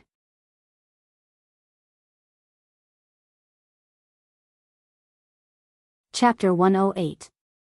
Xianxia had already flown with the little fellow once. So this time, she didn't seem to be too excited. There was only a small courtyard on the hillside behind the ancestral hall. Xianxia didn't fly directly into the courtyard. Instead, he stopped outside the door. Inside and outside the door. Inside and behind the wall. The little fellow seemed to have noticed something. She tilted her head and glanced at Xianxia, only to find that her father's lips were tightly pursed. He seemed to be a little nervous. So, she wrapped her arms around Xianxia's neck and slowly pressed her ear against Xianxia's chest, as if she wanted to hear his heartbeat. Xianxia didn't hesitate too much. He waved his arm gently, and the courtyard door opened automatically. Small courtyard, pavilion. Stone table, guqin. She was dressed in white, standing in the snow, looking up at the sky in a daze. The woman heard the movement and slowly turned her head to look at the courtyard door. Immediately after, the sorrow on her face turned into astonishment. But after a moment, those astonishment all turned into uncontrollable excitement and anger. She wanted to see that familiar face again, but the tears that she couldn't help blurred her eyes in the blink of an eye. Yingying, I'm sorry. Xianxia held the little girl in her arms and strode towards her, shrinking the ground into an inch. In a flash, the little fellow curled up in Xianxia's arms. Although her face was a little timid, her big eyes were still staring straight at the woman in white in front of her. The woman didn't seem to be prepared. In the blink of an eye, Xianxia, who was standing outside the courtyard just now, appeared in front of her at this moment. This frightened her so much that she couldn't help but take a step back. Yingying, it's me. I'm back. Xianxia held the little fellow in one hand and pulled her with the other. However, what he got in response was a resounding slap. Slap. The woman didn't speak. After glancing at him, she quickly lowered her head to look at the little fellow in his arms. The tears that had already welled up in her eyes suddenly gushed out crazily as if a dam had been opened. She no longer paid attention to Xianxia, but looked at the little guy in his arms. Nian, is that you? The woman looked at the little fellow in Xianxia's arms. When she saw the little fellow's cute little face, she couldn't help but smile as she cried. She stretched out her trembling hands, wanting to take the little fellow from Xianxia's arms. However, the little fellow shyly hugged Xianxia and twisted his body to avoid the woman's hand. That nervous and uneasy look was just like the first time Xianxia saw her. When the woman saw the little fellow's confused and nervous expression, she felt as if her heart had been ruthlessly stabbed by a knife. That heart-wrenching pain was almost unbearable. How can she be a mother if she doesn't raise her child?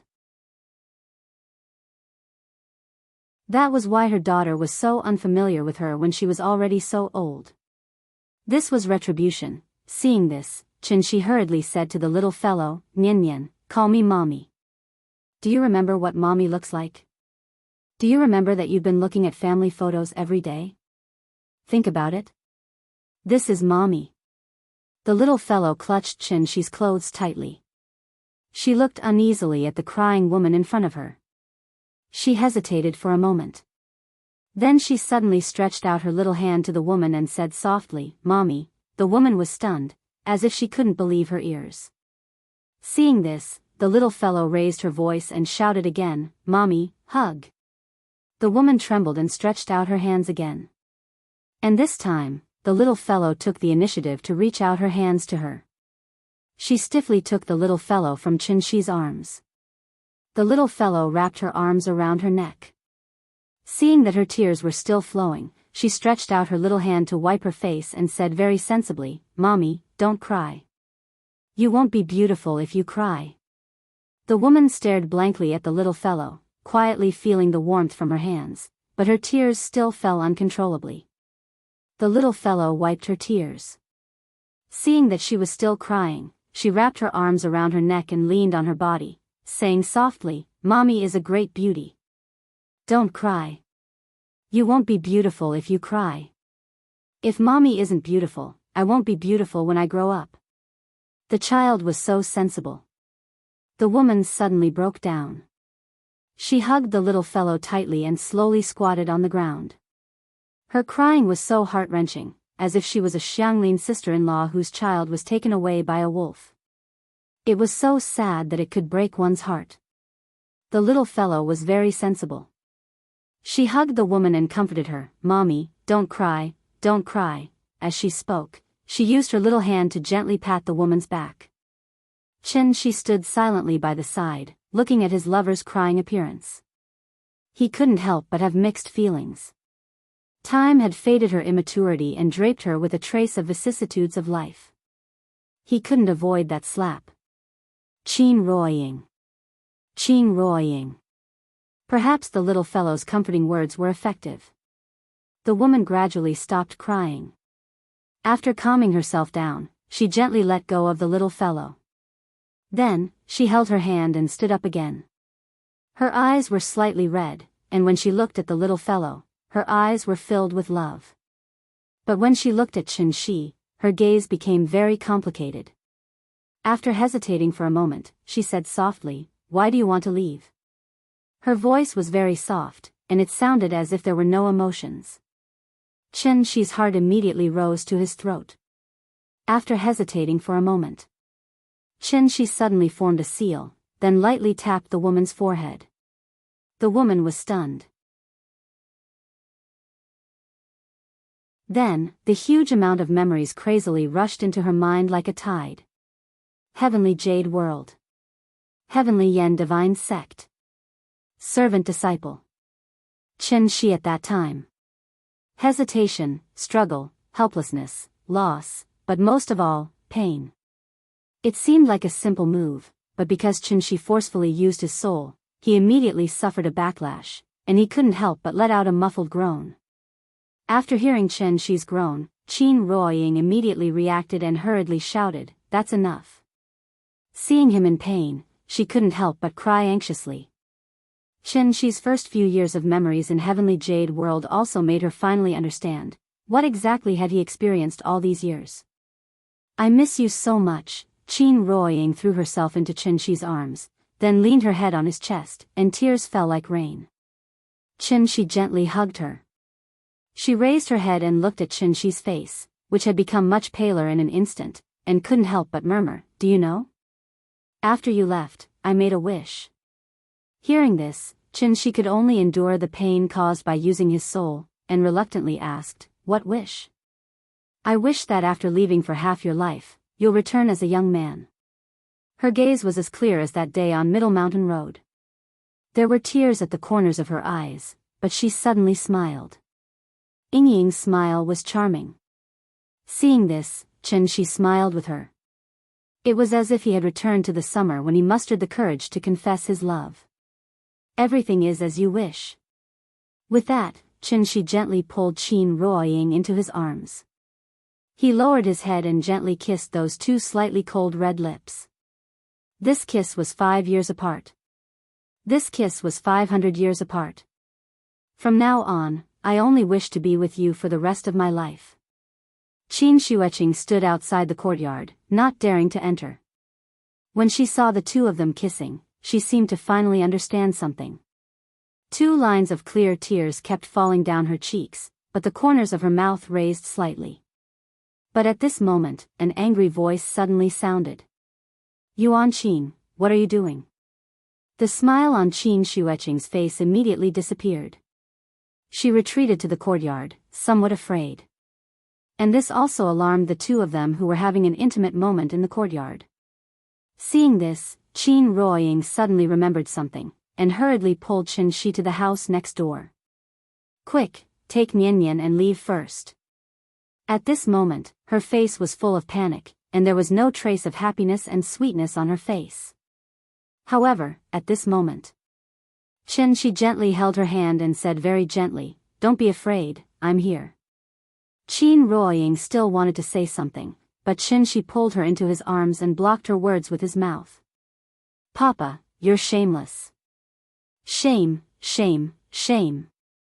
The little fellow was held by Qin Ruoying. As soon as she saw Xianxia kissing her again, she immediately giggled excitedly. "Are you crazy? Why are you still here?" Qin Shueqing suddenly rushed over and tried to push Xianxia away. But before she could get close, she had been restrained by Xianxia again.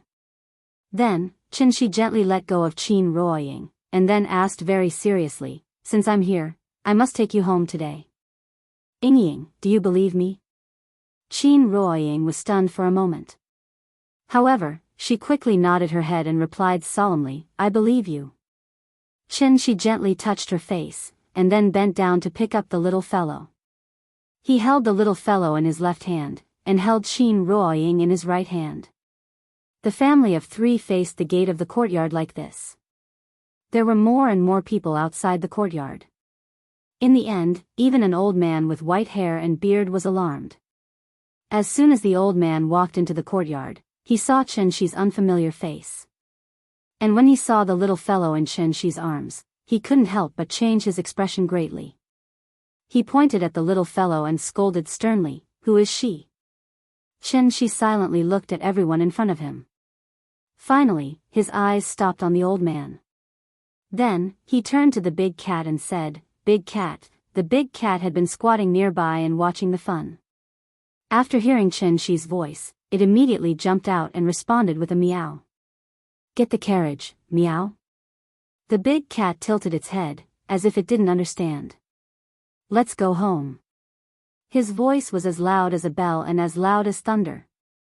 The negative emotions that had accumulated for more than 500 years finally broke out at this moment.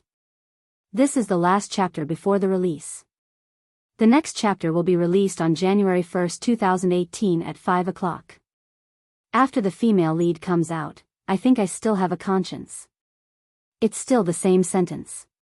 Don't force people to donate monthly votes, and let fate decide. Everyone has a difficult time. If you have money, you can help others, but if you don't, you can help others. Friends who watch pirated versions, remember to come back and give me 2 recommendation votes. It's a kind of support. As for those who don't have anything and still want to talk nonsense after watching it for free, forget it, I won't say it.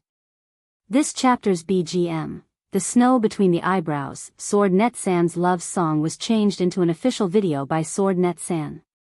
Countless people cried after listening to it. I strongly recommend you to listen to the story version, not the pure song version. I'm in Shuangming Town, my name is West Window White Pure Yang. But I miss you, it's useless to know. Not throwing you away, but finding you in dreams. After waking up, I'm on the balcony with dreams. West Window White, the cold moon, a yard full of snow. The first chapter, the sword has not been properly equipped, but I'm already in Jianghu, and, the second chapter, the wine is still warm, but I don't know the universe, to be continued.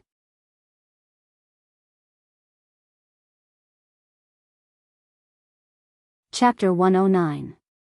It's up. Let's not talk about empty words. I'm trying my best to write as much as I can. I've saved a chapter and a half and will publish it after midnight. Anyway, I'll just write as much as I can today. I won't compete with others because I really can't write.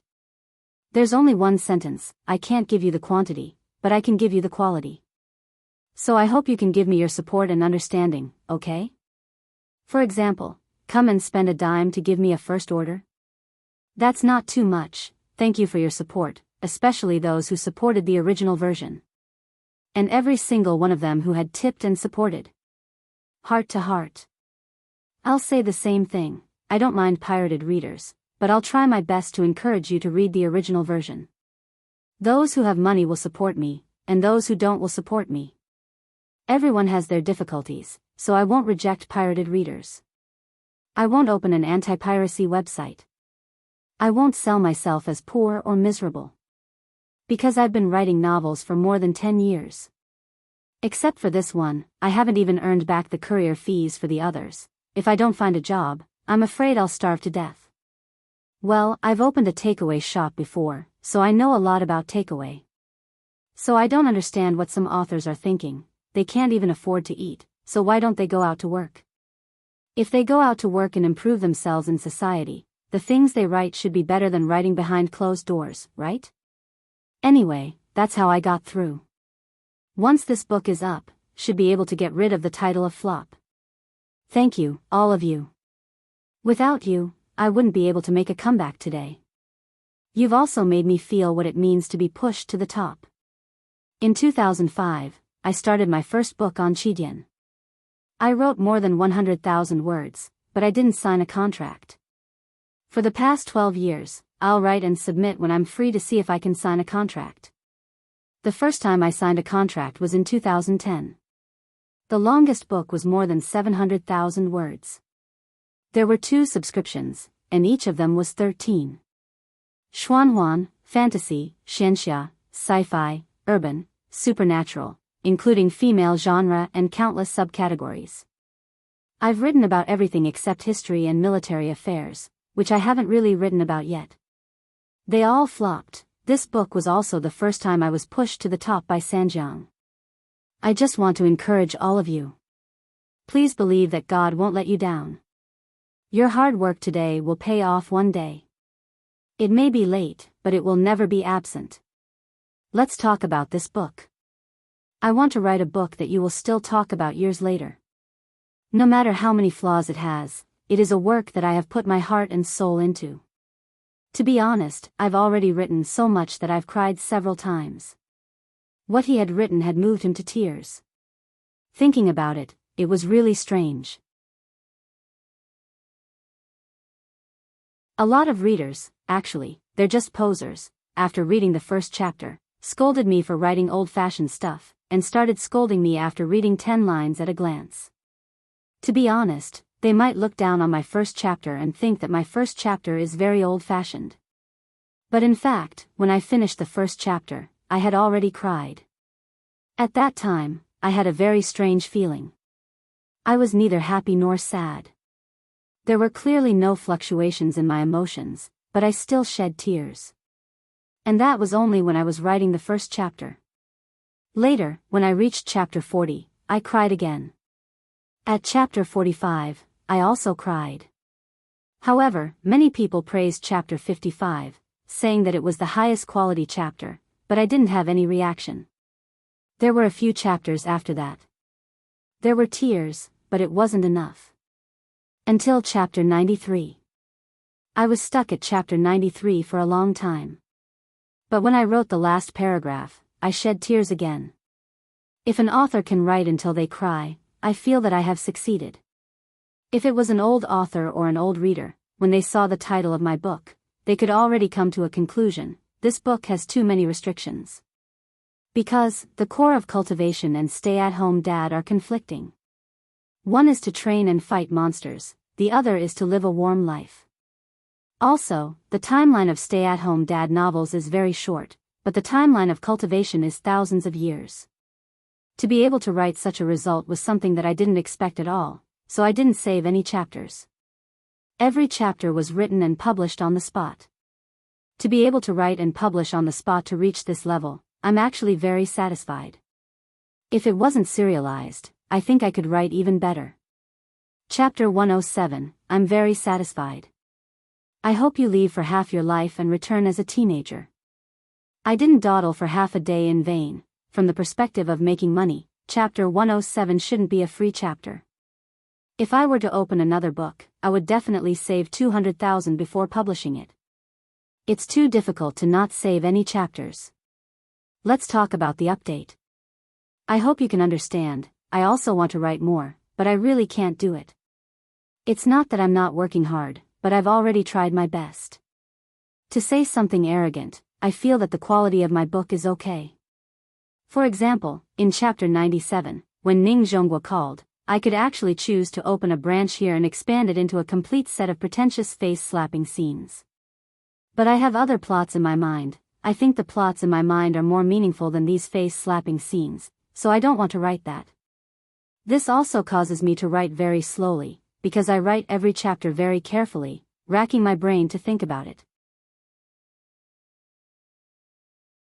Even if it's a confirmed plot, I will repeatedly think about it, because I'm afraid I can't control it.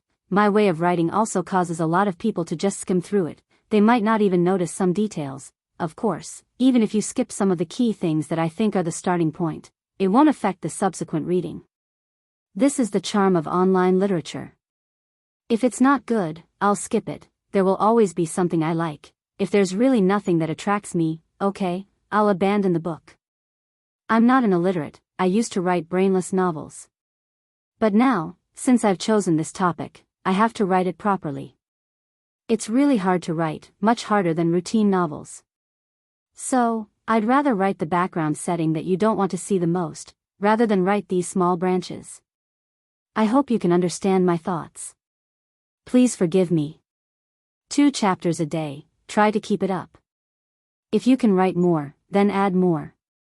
In any case, it's a serious promotion. In order to cherish this opportunity, I'll nag a bit more. Actually, I really didn't ask for recommendation tickets, rewards, or anything like that, so I'm very sorry for Jianghu and everyone's rewards. Other people have to add more chapters for rewards, but I don't have anything here, so I don't dare to ask for rewards or recommendations. It's not that I don't want to, it's that I don't dare. Because I don't have a way to add more chapters. Sorry. I'm very grateful for everyone's support, especially those who have been voting since I started writing tens of thousands of words. There are more and more voting IDs. I can actually see a few familiar ones. It's really deep. I was a failure in the past, so monthly votes are a very distant thing to me. So, even if I've been in a fight before, I've never cared about it. I don't dare to think about it. I'm a failure. Why think so much? The monthly votes are for me to play with. Because I'm too calm, even after achieving today's results, I still feel like I'm living in a dream. In the past, when I slept, there was still no change in my collection. But now, in the blink of an eye, my collection has increased again. It's all thanks to everyone's support that I can achieve today's results. Thank you. I may focus on different things from other authors. I prefer to pay attention to the readers' comments. So, you often see me in the comments section, or when I open a chapter. I don't care too much about the results, but I care a lot about your comments. So, when I see some people deliberately belittling my hard work, I get very angry. Especially those who say that it's highly toxic and has already been appraised. I'm really speechless. But I care a lot about the readers' comments, so I often get angry. One last thing. I'm a pure newbie author. I don't have any achievements from previous books, and I'm writing alone. I don't have any support from old readers, I don't have any author friends, and I don't have any data. My updates are so weak, but I can reach 50,000 favorites at Qidian with 200,000 words. How many are there? Some idiots say that I'm manipulating data. They don't know, but they pretend to know. The number of subscribers, the number of fans, these are all roughly proportional.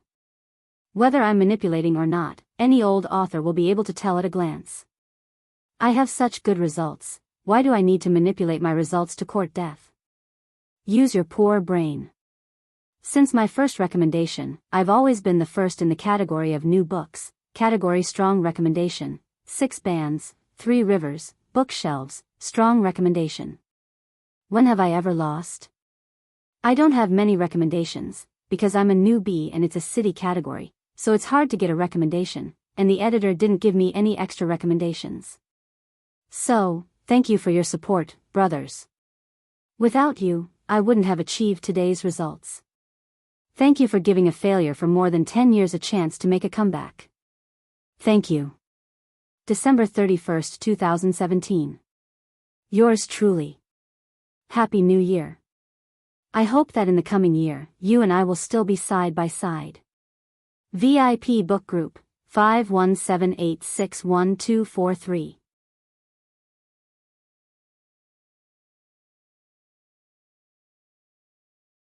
Chapter 110. A lot of people suddenly poured into the yard. These people were either men or women, old or young. They stood near the gate of the yard, looking at the family of 3 in the yard with unkind expressions. An old man with white hair and beard pushed the crowd out. When he saw Xianxia holding the child in one hand and holding Qin Ruoying in the other, he was so angry that even his beard trembled. The old man's eyes flashed with a trace of fierceness. He pointed at the little fellow and said angrily, "Who is she?" In fact, did he still need to ask? So no one answered his question. Xianxia held Qin Ruoying's hand. He felt that Ying's hand was a little cold. So he gently squeezed her hand, indicating that she should not be afraid. Although encouraged by Xianxia, Qin Ruoying still did not dare to look at the old man directly. She lowered her head slightly and bit her lips tightly. She seemed to be a little scared. After the old man finished asking, he kept staring at Qin Ruoying. However, Qin Ruoying did not dare to look at him at all. This also made the old man so angry that his beard trembled. When he pointed at Qin Ruoying and was about to scold her, Xianxia suddenly turned to the big cat and said, "Big cat, get the carriage, let's go home." His voice was as loud as a bell and as loud as thunder. The big cat heard the voice and got up. It immediately jumped to Xianxia's side, and its body expanded rapidly. The deep cloud ink leopard showed its fangs. This sudden change also startled the old man, and a trace of surprise appeared on his face. He looked at the big cat and said with some surprise, "Monster?" The big cat suddenly changed back to its original form, and many people at the gate of the yard were frightened. Some people even immediately left the yard. However, the old man was only stunned for a moment. Then, he suddenly burst out laughing. "Our village has never had a mountain guardian spirit beast. This old man has been traveling for more than 10 years but still couldn't find one. I didn't expect that today, I would find it so easily." The big cat crouched beside Xianxia's feet and assumed a pouncing posture. This old man made it very unhappy, so it immediately roared at the old man, "Meow." The old man laughed and took a step forward. But at this time, a figure suddenly flew over from the mountain. After a few twists and turns, the figure suddenly appeared in the open space in the center of the courtyard. This was a middle-aged man who looked to be in his 40s. His temperament was refined, and he had a scholarly air about him. "Third uncle." After the man arrived, he respectfully bowed to the old man. The old man glanced at him with some displeasure, but he still stopped. He flicked his sleeve and scolded, "Look at your good daughter." Hearing this, the middle-aged man slowly turned around and looked at Xianxia. After seeing him turn around, Qin Ruoying couldn't help but shout nervously, "Dad!" The man was Qin Yongyan. Qin Yongyan silently looked at Qin Ruoying, and then looked at Xianxia. Finally, his eyes fell on the little fellow in Xianxia's arms.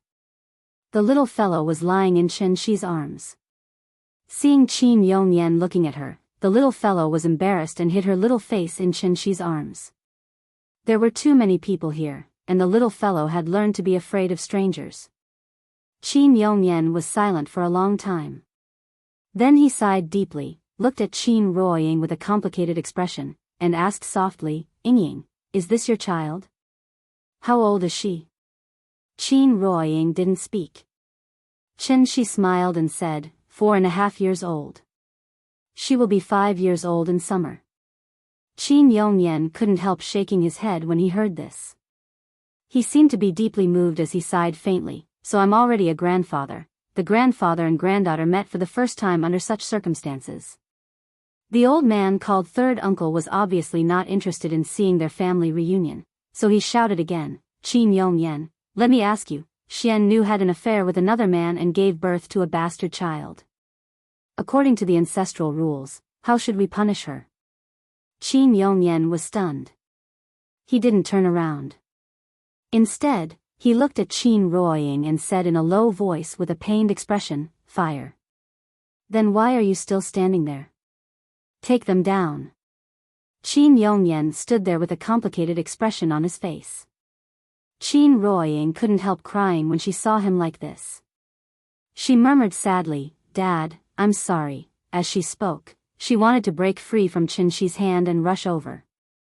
However, Qianxi held her tightly, ready to see Qin Yongyan's reaction. Although the person in front of him was his father-in-law. However, if he wanted to push Yingying into the fire pit, then don't blame Qianxi for being ruthless.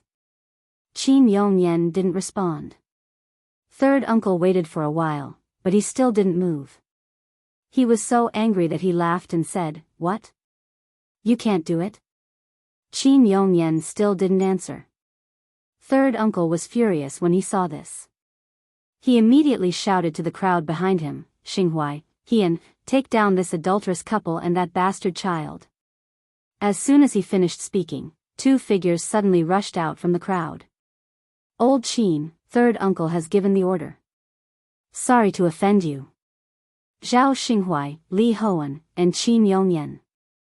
The three of them were the best of their generation, and it was hard to tell who was the better one. The stranger in front of them was obviously Qin Yongyan's son-in-law, and the girl was his granddaughter. Zhao Xinghuai and Li Hin were not willing to participate in these trivial matters, but under the old man's orders, they had no choice but to act and capture the stranger who had suddenly intruded. The two of them jumped out of the crowd and went straight to Qianxi. However, Qin Yongyan suddenly turned around and stood in front of them.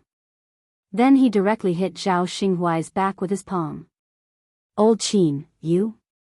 Zhao Xinghuai didn't expect that Qin Yongyan would dare to attack him in this situation. He was caught off guard and had to take the hit. Li Hoan saw this and immediately supported Zhao Xinghuai.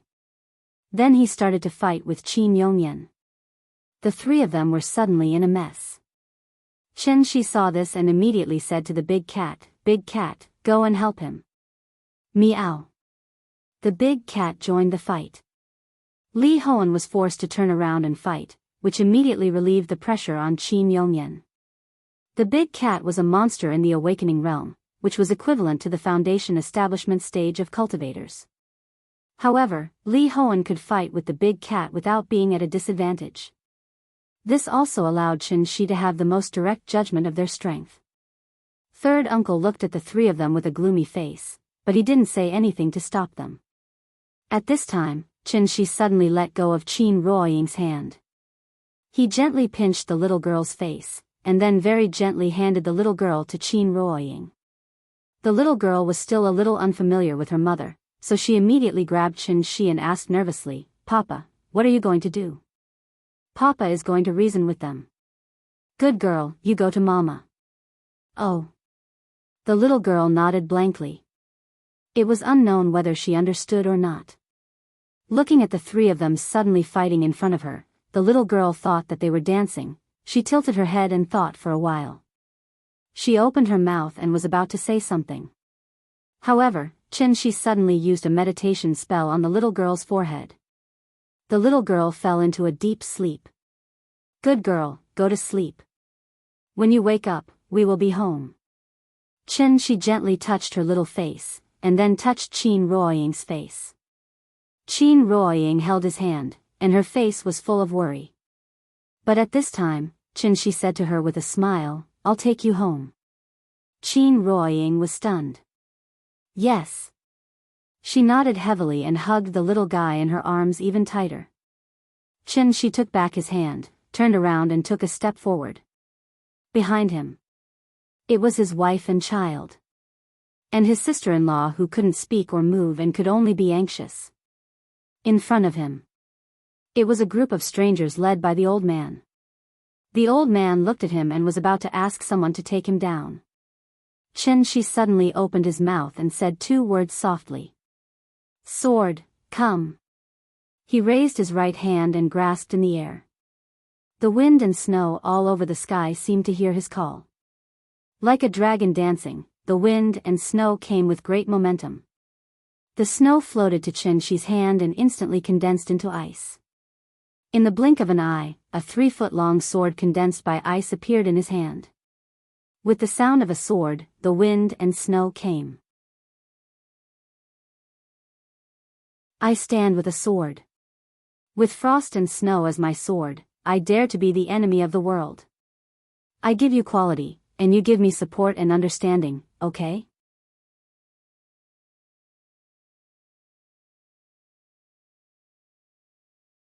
Chapter 111. A sword rang out. A long sword made of frost and snow appeared in Qianxi's hand. The blade was as thin as a cicada's wing. It could take a life with a light stroke. However, the sword was made of ice. In terms of hardness, it was not even comparable to glass. It could shatter into pieces with a casual touch. However, when the sword appeared, Third Uncle's expression changed abruptly. His old face was filled with shock. Divine arts. You've already stepped into the heavenly master realm at such a young age? A martial artist who sat on his crotch was called a grandmaster. A necromancer who had divine arts was called a heavenly master. Both of them were titles, but the meaning they represented was completely different from one another. The great Tao was like mercury flowing down the ground. No matter which path one took, they would reach the same end in the end. Therefore, if the two were compared, a heavenly master was in existence 2 whole realms higher than a grandmaster. Third Uncle sized up Qianxi with surprise and uncertainty. No matter how he looked at him, this man was about the same age as Qin Ruoying. However, he was actually an illuminating god necromancer. Third Uncle was still in shock and uncertainty. However, Qianxi took another step forward and shouted coldly, "Who's coming? Who's coming? Who dares to come?" He stood proudly with his sword. With frost and snow as his sword, his aura suddenly rose. It was as if an ordinary young man had suddenly become a peerless swordsman who looked down on the world. A cyclone suddenly appeared in the sky above the courtyard. The wind and snow were also expelled from the courtyard by that invisible cyclone. Even the snow stopped falling in this courtyard. The martial Tao was about aura. When facing an enemy, if you lost your aura, you had already lost by 3 points. Qianxi's aura was so strong that it was overbearing. Third Uncle, on the other hand, couldn't figure out his background. However, the old man was very cunning. Since he could not figure out his background, he immediately looked behind him. He did not say anything. A middle-aged man immediately walked out. This middle-aged man was muscular and only wore a single shirt in the middle of winter. After walking out of the crowd, he spat on the ground and said disdainfully, "How dare you be so impudent here, you." However, before he could finish his sentence, Qianxi interrupted him. Without even looking at the man, he coldly said, "You're not worthy." The man was taken aback. He was so angry that his entire face was distorted. But at this time, Qianxi suddenly waved his arm, and an invisible force suddenly shot out. The man immediately spat out a mouthful of blood and was sent flying. "Zhao Laosi. Are you okay?" If the person behind him hadn't caught him in time, he would have fallen heavily to the ground. Zhao Laosi kept spitting out blood and couldn't say a word. From the looks of it, he must have suffered severe internal injuries. Take him to Miracle Dr. Wang. Third Uncle only glanced at Zhao Laosi, then turned his head to look at Qianxi. At this moment, his expression finally became serious. "Who's next?" Qianxi took another step forward and said coldly. Although his words were directed at everyone in the courtyard, his gaze was on Third Uncle. Under normal circumstances, Qianxi wouldn't use a sword. The reason why he took the sword before the battle today was to seize the opportunity for himself. This old man wasn't simple.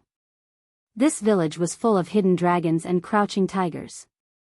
Qianxi was proud, but not arrogant. Those below the Golden Core realm were ants. But if a few Golden Core realm cultivators really appeared, it would be troublesome. After all, he was still severely injured and had yet to recover. Moreover, his wife and children were here.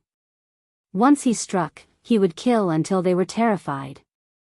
Qianxi held his sword and walked slowly in the direction of the courtyard. Some of the weaker cultivators immediately ran out of the courtyard when they saw that the situation wasn't good.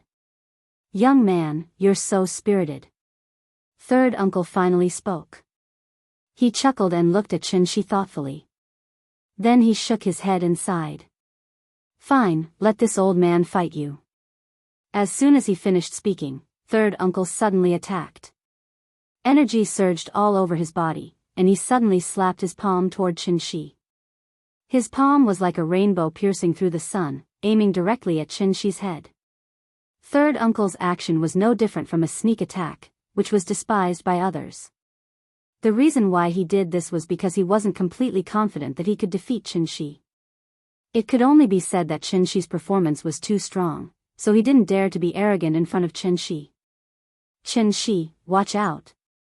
Just as third uncle attacked, Qin Shueqing, who had been released by Qianxi, suddenly shouted, third uncle has already cultivated the supreme force. He's above the master realm, however, third uncle's movements were extremely fast. As soon as she spoke, third uncle had already slapped toward Qianxi's head. He chose a very clever position. He was standing in front and left of Qianxi. Qianxi was holding a sword in his right hand, and his left side was wide open, full of flaws. Looking at Qianxi, who was so close to him, a cold light flashed in third uncle's eyes. He could even imagine what kind of scene would occur after this palm strike. A Taoist master? Within 10 steps, I'll kill you like killing a chicken. Third uncle's eyes flashed with a trace of fierceness. He was not a kind man. So after this attack, he didn't think of holding back at all. But at this moment, Qianxi suddenly disappeared in front of him. Third uncle was stunned and could no longer maintain his calmness.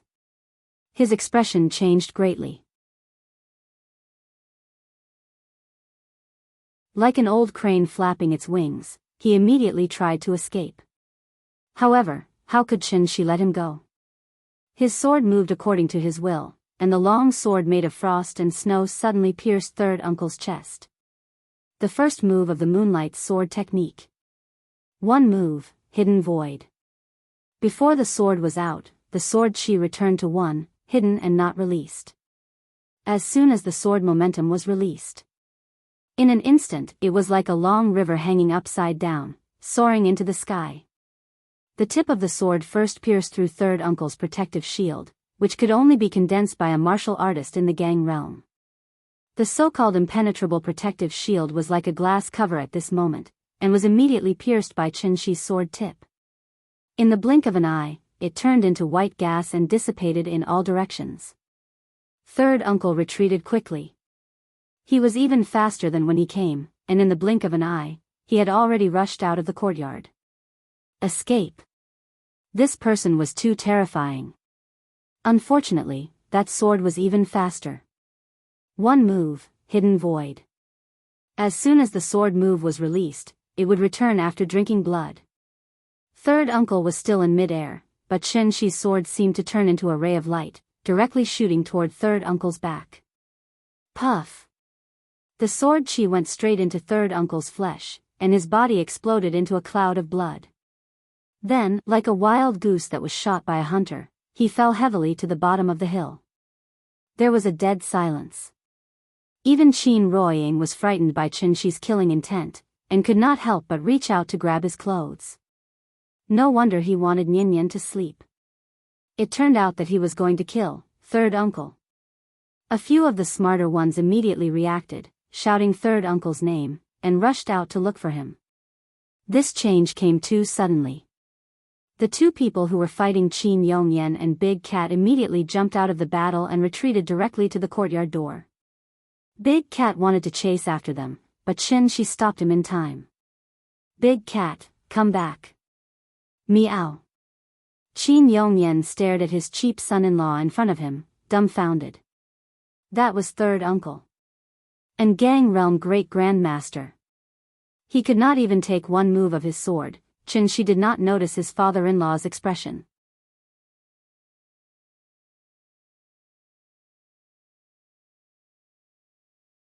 Chapter 112. In fact, Qianxi didn't want to kill them all. He wanted to kill them until they were terrified. What bullsh *t ancestral behest? What bullsh *t? Burning Ying with a gun? Then I'll burn all of you first. At this moment, the murderous look in Qianxi's eyes was enough to make people retreat 3 feet away. After he hit third uncle with his sword, the group of people in the courtyard who were watching the show all left the courtyard. They came quickly and retreated even faster. Xianxia didn't stop at all. He took another step forward and shouted coldly, "Who else?" He glanced at everyone who dared to show their faces. Everyone who made eye contact with him would quickly look away. They didn't dare to look at him for more than a second. Even Zhao Xinghuai and Li Hoan, who were fighting with Qin Yongyan, had retreated to the entrance of the courtyard. They guarded the entrance nervously. Third uncle couldn't even take one move from him. No one dared to stand up. Xianxia waited for a while. Seeing that they were all afraid, he held Yingying's hand again and said gently to her, "Let's go home." For simple words. However, it made Qin Ruoying cry again at this moment. She looked at the strange yet familiar man in front of her. A sense of security instantly filled her heart. 20 years ago, that subconscious choice, that's right. Xianxia held the sword in one hand and Yingying in the other. He was going to take her home. On their way home, he would kill anyone who stood in his way. He would kill anyone who stood in his way. However, just as Xianxia's aura was at its peak, an old voice suddenly came from the sky. Yes, it came from the sky. "Young man, since you're already a heavenly master, why are you so angry?" "I've seen a heavenly master before." His temperament was also impressive. This voice seemed to be everywhere, penetrating every nook and cranny. After hearing this voice, the people outside the courtyard were shocked. They kept turning their heads to look for the source of the voice. Hearing this, Xianxia couldn't help but snort angrily. He gently squeezed Yingying's soft hand, then let go of her hand. "Stop pretending to be mysterious. Kill the young and the old will come." Xianxia took another step forward and protected Yingying behind him. Then, he raised his head slightly and looked in the direction of the ancestral hall. Then, Xianxia suddenly looked up to the sky and roared, "Since you want to fight, come out. Come at me together so that I don't waste my time." In that instant, his voice was like the roar of a lion, exploding with thunder. The people outside the courtyard were so shocked that their ears were ringing. They couldn't help but cover their ears. Some of them couldn't stand it and immediately squatted on the ground and screamed in pain. However, the Qin's family in the courtyard didn't feel anything. Qin Wanqing even found it strange. What was wrong with the people outside the courtyard? A burst of laughter suddenly sounded. The person hadn't arrived yet, but his appearance could already be heard from his voice. He was like an old and kind grandfather looking at his naughty grandson. His eyes were full of a kind and doting feeling. "Young man, you're so arrogant." As soon as he finished speaking, a figure suddenly appeared in the sky above the ancestral hall. It was an old man in white training clothes. He looked old and clumsy, leaning on an elm walking stick. He slowly walked in the direction of the courtyard. Yes, he was walking. However, he was walking in the air at an altitude of 40 to 50 meters. That's great-granduncle. Zhao Xinghuai stared at the old man in a daze. After rubbing his eyes hard, he suddenly knelt down and shouted, "Greetings to great-granduncle." As soon as he said that, everyone outside the courtyard knelt on the ground and shouted, "Greetings to great-granduncle." Great-granduncle was the village's legend. No one knew exactly how old great-granduncle was, and no one knew exactly how high his seniority was. That was why even third uncle could only call him great-granduncle. Great-granduncle hadn't appeared for decades, so many people thought that he had passed away. They didn't expect to see great-granduncle again today. Xianxia's brows furrowed slightly. He felt very uncomfortable. Because he couldn't stand this kind of old bastard who was still unwilling to turn into dust despite the decadent feudal tradition. "I don't care what Elysium or Xian Nu you are. If you want to burn Yingying to death, then you're going against me." Thinking of this, Xianxia couldn't help but snort angrily. Then, he picked up his sword and walked towards the old man step by step. It was as if he was playing in Mount Tai. With every step Xianxia took, it was as if he was stepping on a new level. However, there was nothing under his feet. He was walking in the air. He was ascending to the sky. Grand Elder Gongjing greeted the juniors outside the courtyard with a smile.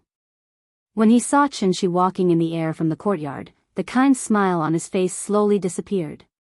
Celestial being? Great-granduncle leaned on his walking stick and couldn't help but ask in surprise, "You've already become a celestial being?" Above the celestial master level was the condensing pill. Only after the condensing pill could one become a celestial being. Qianxi walked in the air and stood in front of great-granduncle. One was old and one was young. One was holding a sword, and the other was leaning on a walking stick. They just stood in the air.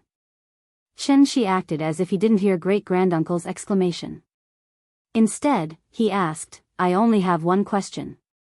Great-granduncle took a deep look at him, then laughed and said, "Please go ahead." Qianxi's current state had forced him to put this young man in the same position as himself. Hearing this, Qianxi suddenly laughed. "You beat the young one, and the old one comes. Why don't you come together? Do you have anyone above you? If you do, just call them out. I'm in a hurry." After that, Qianxi stood with his hands behind his back and the tip of his sword slanted. Frost and snow as a sword. Shining brightly. Great-granduncle didn't say anything. At this moment, his eyes became a little gloomy. Since third uncle came in, Qianxi's momentum had been rising.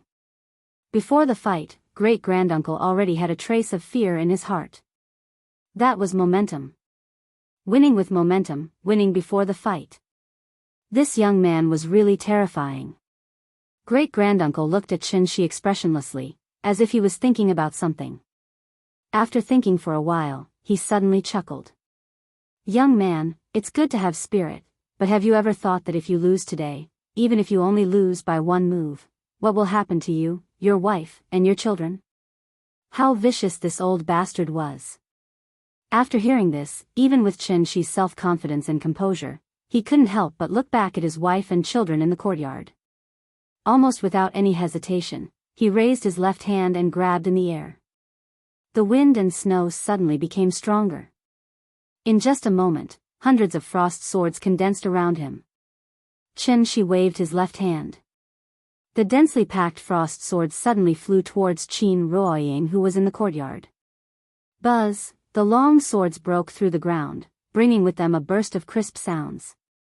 With Qin Ruoying as the center, the dense frost swords were inserted into the ground one after another.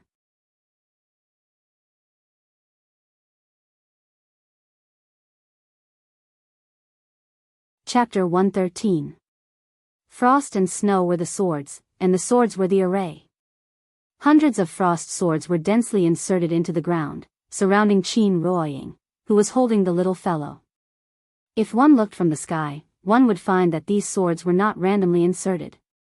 The position of each frost sword contained a certain truth of heaven and earth. Qin Yongyan was his father-in-law, and Qin Shueqing was his sister-in-law. These were all people closely related to Yingying, so Qianxi conveniently included them. In this big village, Yingying seemed to have only 2 relatives left. Setting up an array required distraction. And this was actually the real purpose of great-granduncle. Would he really be so kind as to remind Qianxi to protect his wife and child? Obviously not. Great-granduncle was just breaking Qianxi's momentum. He grasped the lifeline and broke the momentum with one word. Even a snake should be hit where it hurts, let alone a person. In great-granduncle's eyes, Qianxi came leisurely in the sky with a shocking sword momentum. Qianxi's own momentum had reached the realm of perfection. Just like Shimen Shueishue on the top of the Forbidden City, one man with one sword, his momentum was natural. But Qianxi was not Shimen Shueishue after all. He was more like Yiguqing with a fatal weakness. That was, Yingying and Ninian. Great-granduncle cleverly grasped Qianxi's weakness. So he broke his momentum. Great-granduncle couldn't figure out Qianxi's realm. But that was not important. If the winner could be decided only by the realm, then what was the point of fighting? They could just compete with whose realm was higher. A lion would use all its strength to hunt a rabbit. If a warrior at the peak of obvious strength used the right method, he might be able to kill a warrior at peak strength. That was martial arts. In a battle between masters, the winner could be seen in an instant. So when Xianxia was distracted to set up a defensive array for Qin Ruoying, great-granduncle took action. He suddenly grabbed his walking stick and swung it at Xianxia. This dragon-headed walking stick was his weapon.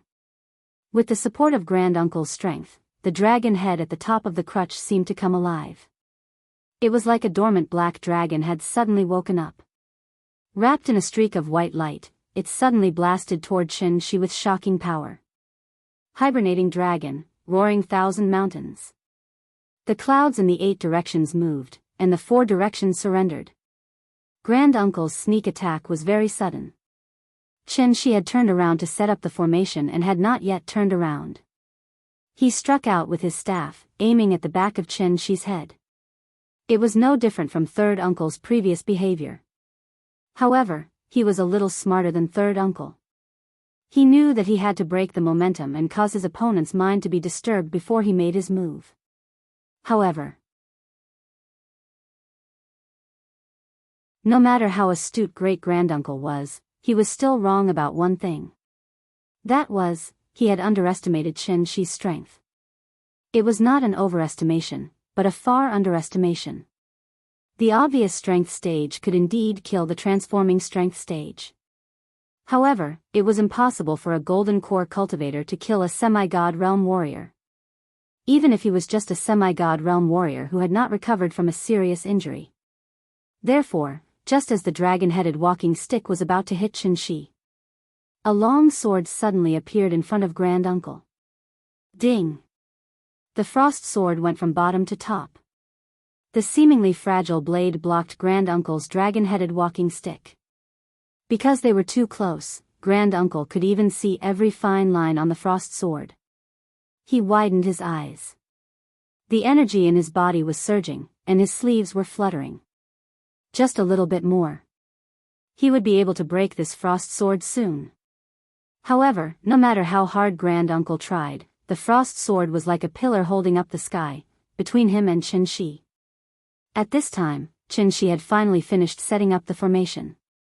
With the infusion of true essence, the blade of the frost sword suddenly burst out a strong golden light.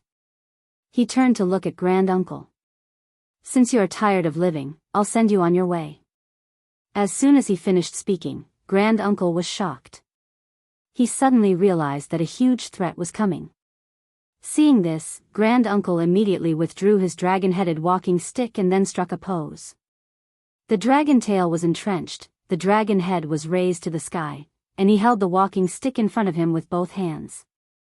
The guard technique, coiling dragon in the abyss, motionless as a mountain. And the moment he struck the pose, the tip of the sword condensed by frost and snow also stabbed toward him. A sword hidden in the air. Why did Xianxia use a sword? That was because the true essence he had accumulated was still too little. It could even be said that it was pitiful. He was like a professional landlord who had 10 million in cash but chose to buy a house with all of it. After that, he lived by collecting rent, and he was just a beginner. Therefore, he had to be careful with his spending. He had to be calculative even when buying groceries. He didn't look like a multi-millionaire at all. Save money, buy a house, collect rent, save money, buy another house, collect more rent. This was a qualified professional landlord. The moonlight sword technique was comparable to the 49 styles of heaven divination. Although it didn't have many moves and had many limitations, it had an advantage that the 49 styles of heaven divination couldn't compare to. That was, the sword technique consumed less true essence. And this was the fundamental reason why Granduncle could still jump in front of Xianxia until now. The long rainbow spirit, a sword hidden in the air. The sword light turned into a golden light and instantly blasted toward Granduncle. This sword was coming menacingly. Granduncle immediately clenched the dragon staff with both hands and roared, "Rise!" His words were the law. A black coiling dragon seemed to be substantial. It transformed into a roar and was about to pounce. Entering the Tao with martial arts, comprehending the truth of heaven and earth, and integrating the spiritual energy of heaven and earth. Granduncle was actually a rare peerless master in the world to have practiced martial arts to this level. But it was a pity, the person he met today was Qin Shi. A person who belonged to this world but also didn't belong to this world. Therefore, when the golden light hit the black dragon was immediately shaken to the point of almost falling. At the critical moment, Granduncle roared angrily. The primordial qi around him suddenly soared.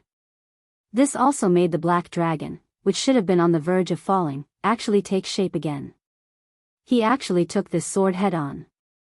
Qin Shi looked at him with some surprise, but his hand movements didn't stop. Since he took one sword, let's take another. No. It should be 100 swords. The second move of the Moonlight Sword technique, 100 swords, no end. Qin Shi raised his long sword and pointed at Granduncle from afar. A gust of cold wind that almost made people unable to open their eyes suddenly blew. In the wind and snow all over the sky, 100 frost swords condensed and took shape beside Qin Shi one after another. Although the number wasn't as many as when he set up the array just now, each sword faintly glowed with golden light. 100 swords floated in the air as if to illuminate the whole world. The man stood in the air, without any emotion in his eyes. This was the last scene that great-granduncle would see in his life. No. Golden light bloomed. It was enough to wipe out some of the darkness in the world. After the 100 swords flew out, Qin Shi turned around and flew back to the courtyard. He let go of the frost sword in his hand gently. The invincible divine sword turned back into the snowflakes all over the sky, sprinkling toward this small ancient village. Qin Shi landed slowly by the side of Qin Ruoying. He reached out his hand and caressed her pretty face, which was a bit cold due to the wind and snow. He then took her hand slowly and said to her gently, "Let's go home." The initial subscriptions of this book have reached 13,000 so far. It will soon surpass The Path Toward Heaven and catch up with Mushin. Thank you, I love you.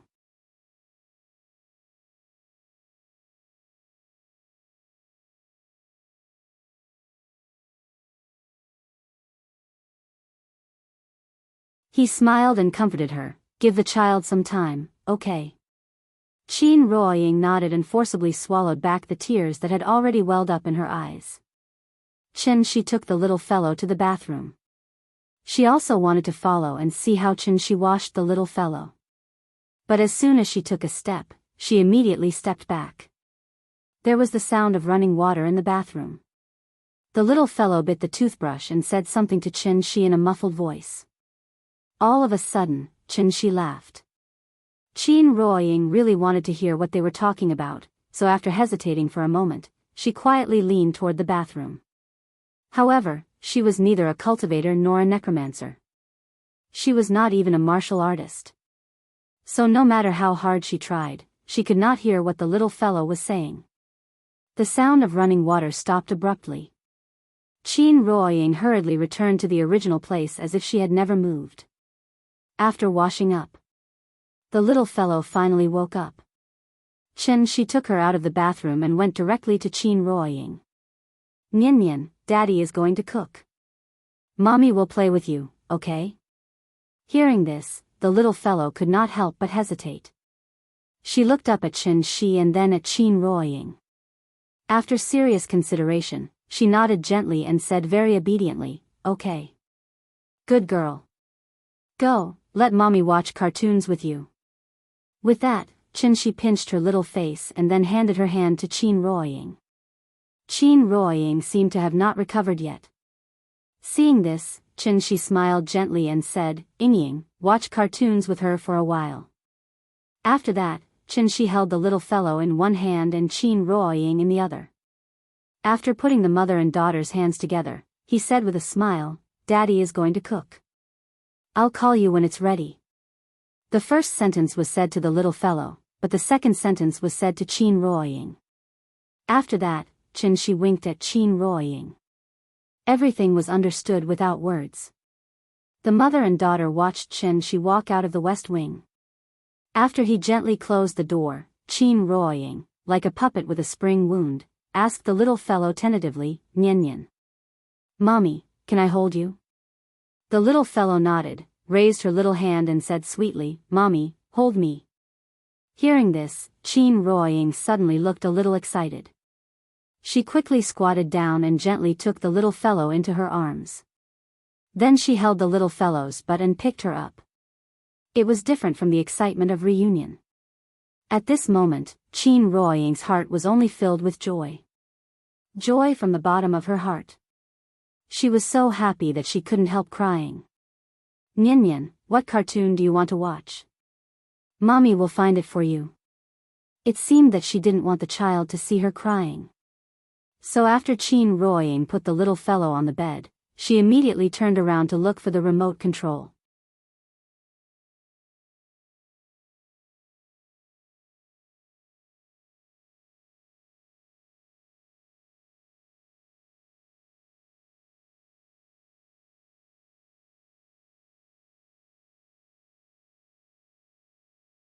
She looked at Qianxia thoughtfully, but still didn't say a word. Seeing this, Qianxia smiled and said to her, It's time to eat. After that, he turned and walked to the main hall. He had already said what he wanted. It was up to her whether she wanted to eat or not. Looking at Qianxia's back, Qin Shueqing hesitated for a moment, then suddenly said, The leader wants to see you. He hopes that you can come with me to the headquarters in Shangjing. Qianxia didn't turn around, as if he didn't hear her. Qin Shueqing was a little anxious and immediately wanted to chase after him. But at this moment, Qianxia suddenly stopped in his tracks. He leaned to the side and glanced back at Qin Wanqing. Then, he said coolly, I can give you face and let him see me. After that, he turned and walked into the main hall. Outside the study, Qin Ruoying gently knocked on the door. After waiting for 2 seconds, she didn't hear any response, so she pushed the door open and went in. Dad, it's time to eat. Qin Yongyan sat in the chair and stared at the desk in front of him. No one knew what he was thinking. Qin Ruoying walked to his side. After glancing at the rice paper on the table, she read out the words he wrote on the paper, The heavenly gate is broken and the Chu River is opened. The blue water flows back to the east. The green mountains on both sides of the river face each other. The lonely sail comes from the horizon. The words were good, and the poem was good. After reading, Qin Ruoying gently put her hand on her father's shoulder. After a little hesitation, she asked uncertainly, Dad, are you blaming me? Qin Yongyan didn't say anything. Qin Ruoying stood behind him silently. The expression on her face became more and more sad. Suddenly, Qin Yongyan let out a deep sigh. Then, he crumpled the rice paper on the table into a ball and threw it into the wastebasket next to him.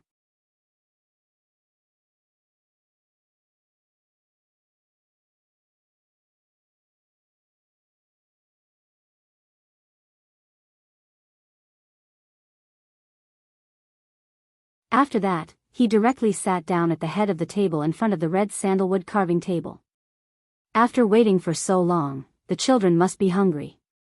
Let's have a taste. Is the master's cooking as good as his swordsmanship? Qin Yongyan said with a smile, but quietly made a small joke with Qianxia. As soon as he said that, Qin Shueqing's hand, which was about to pick up the chopsticks, suddenly trembled. She was a Wu Dao guru, but now even holding a pair of chopsticks was trembling. It was easy to imagine how complicated her feelings were right now. After all, she wasn't as shrewd and calm as Qin Yongyan. After secretly glancing at Qianxia, she picked up the chopsticks and directly started to eat. At this time, Qianxia got up and pushed the small bowl of golden wings to Qin Yongyan, and then said with a smile, Sorry to make a fool of myself. This small bowl of golden wings is my specialty. Would you like to have a taste? Then I won't stand on ceremony. Please. A seemingly ordinary family feast began amidst this harmonious atmosphere. During the banquet, Qin Yongyan kept chatting with Qianxia about various trivial matters. Qin Ruoying was responsible for serving the little girl. Only Qin Shueqing was restless and felt very awkward. After finishing the rice quickly, she immediately got up and said, I'm full.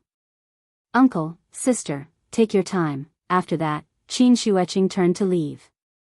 However, at this time, Qin Yongyan suddenly stopped her and asked with a smile, Shueqing, did you talk to your father on the phone? Qin Shueqing nodded and replied, yes, they will come back after a while. Oh, okay.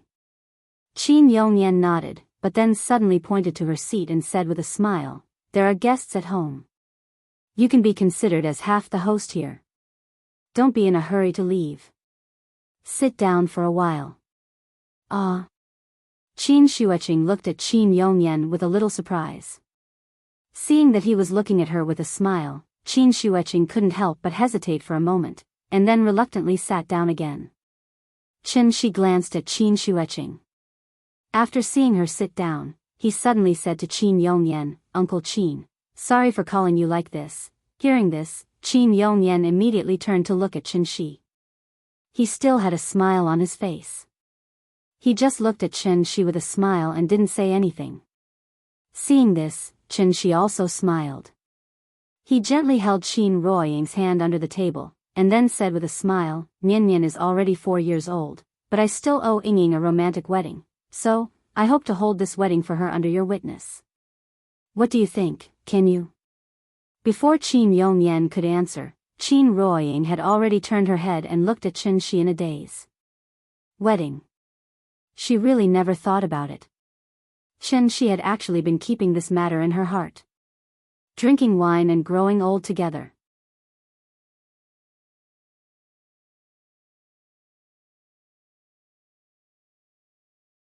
Chapter 117. Wedding. Qin Ruoying was stunned. That was something she had never dreamed of. Therefore, her first reaction was to avoid the trouble. But when she felt the warmth from Qin Shi's hand, after hesitating for a while, she swallowed the words that were about to come out of her mouth. Which girl didn't yearn for love? Which teenager didn't fall in love? 20 years had passed and she was almost 30 years old. Her daughter was already 4 years old. Now that Qin Shi suddenly said that he wanted to hold a wedding for her, why did it sound so awkward? It was very embarrassing. Oh? Have you decided when to hold it? As he spoke, Qin Yongyan looked at Qin Ruoying with a faint smile. I can do it any time, it's up to Ying. With that, Qin Shi turned to look at Qin Ruoying. Me? How would I know? Seeing that her father and husband were looking at her, Qin Ruoying hurriedly lowered her head, looking a little embarrassed. Qin Shi was stunned for a moment, then he seemed to have thought of something and couldn't help but laugh. He gently squeezed Qin Ruoying's hand, then said to Qin Yongyan, I was dictatorial, I should have discussed with Ying first. Hearing this, Qin Yongyan immediately nodded and laughed. Then you have a good discussion, let me know when you are sure. After saying that, he continued to eat his food. His attitude was a little strange. Could it be, father-in-law had already acquiesced to the fact that what was done? So he was mentally prepared in advance? Qin Shi thought for a while, then threw this question to the back of his mind. He respected his father-in-law, but he wouldn't let his father-in-law's attitude affect his decision. The only person who could really affect his decision was Ying. Qin Shi glanced at Qin Ruoying. He felt that her palm was a little sweaty, so he couldn't help but gently stroke it. There are thousands of people in the world, but do not seek them for the fleeting clouds. A person is like a rainbow, meeting the top will be known. Treasure it as you go. After dinner, Qin Yongyan went straight to his study. Seeing him leave, Qin Shueqing ran back to her room in the east wing as if she was running away. Seeing this, the couple couldn't help but look at each other and shake their heads. Forget it, let's take it slow. Making a family banquet was actually a very tiring thing. Washing vegetables and cooking was very tiring. After eating, one still had to sweep the floor, mop the dishes, and wipe the table. Therefore, housewives sometimes had a hard time. As a good man of the new era, Qin Shi had the awareness to become a house husband. Therefore, when Qin Ruoying wanted to help him clean up, she was directly pushed out by Qin Shi. He asked her to take care of the child and cultivate a good relationship with the little fellow. Shangjing is a city that never sleeps. Hohai, Workers' Sports Complex, and Sanlitun are all bars, nightclubs, and food stalls.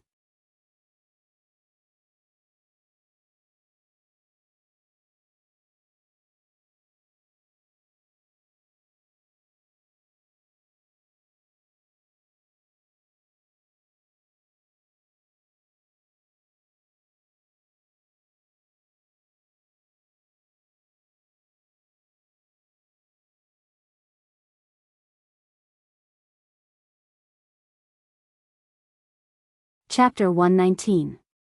The timing of the sister-in-law's request was very strange. Xianxia had just finished showing off his affection with her sister, and she was asking for guidance. However, her tone was not very polite, as if she felt that asking Xianxia for guidance was a very embarrassing thing. Her stiff attitude made it impossible for others to feel her sincerity. Sister-in-law was arrogant. Xianxia lowered his head and looked at her, but did not answer immediately. At this time, Qin Ruoying suddenly squeezed his hand slightly, clearly reminding him to answer quickly. Before the husband said anything, the wife had already started to whisper pillow talk. Xianxia smiled and looked at Qin Ruoying. Then, under Qin Xueqing's slightly expectant gaze, he suddenly shook his head and said softly, "No." Qin Xueqing was stunned. Qin Ruoying was also stunned. The two sisters looked at Xianxia in disbelief. They obviously did not expect Xianxia to refuse. Obvious Jing, Inward Jing, Peak Jing, Dan Stage, Alcade Stage, Invincible Stage, Diviner Stage. Xianxia was already standing at the peak of this world. Those who had reached the controlled Dan Stage were called Grandmasters. But after reaching the Grandmaster Stage, Qin Xueqing realized how difficult it was to go further. Xianxia was a diviner. As long as he casually gave her some guidance, it would definitely be a great help to her. Her idea was good, but she really did not expect that Xianxia would refuse her directly in front of her sister. Qin Xueqing became angrier and angrier the more she thought about it.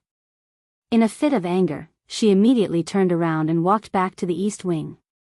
Qin Ruoying knew her sister's temper, so she immediately pulled Xianxia, wanting to intercede for her sister. However, before she could say anything, Xianxia sighed softly and suddenly stopped Qin Xueqing. "I have never learned martial arts. How do you want me to give you guidance? Why don't you show it to me first?" Hearing this, Qin Xueqing immediately stopped. She was a Wu Dao Grand Master, but now she was asking for guidance from a necromancer. It did seem a little unreasonable. However, Xianxia was ultimately at the celestial being realm. His horizons were definitely not something that ordinary people could compare to. Thus, after thinking for a while, Qin Wanqing turned around and said, "Okay, I'll play it for you first." After saying that, she walked to the center of the courtyard and got into a starting position. The Qin clan's inherited martial art, Mother-Child Soft Palm. The Mother-Child Cotton Palm had a total of 9 forms, and each form had 6 variations. There were a total of 54 forms, and each form had a molecular variation. Therefore, the Mother-Child Cotton Palm had a total of 108 forms. In the small courtyard.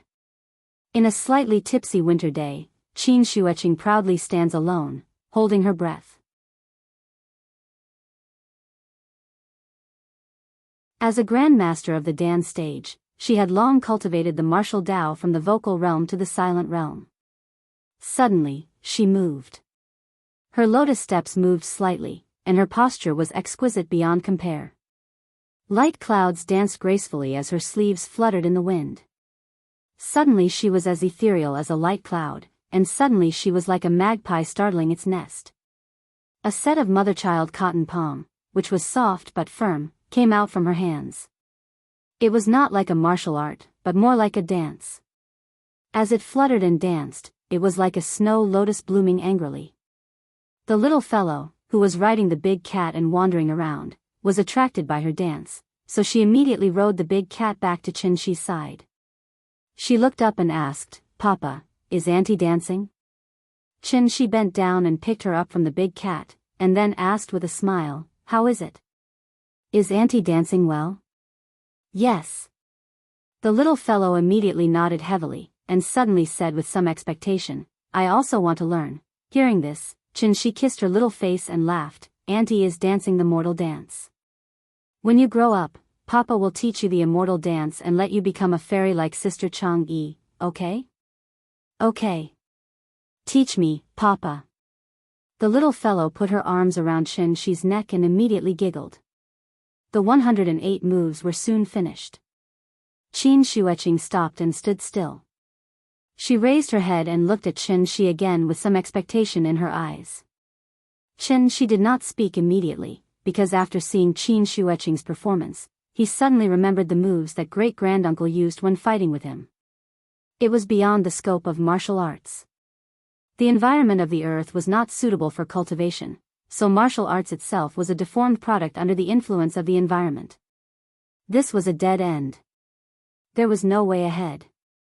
However, great-granduncle had obviously found another way.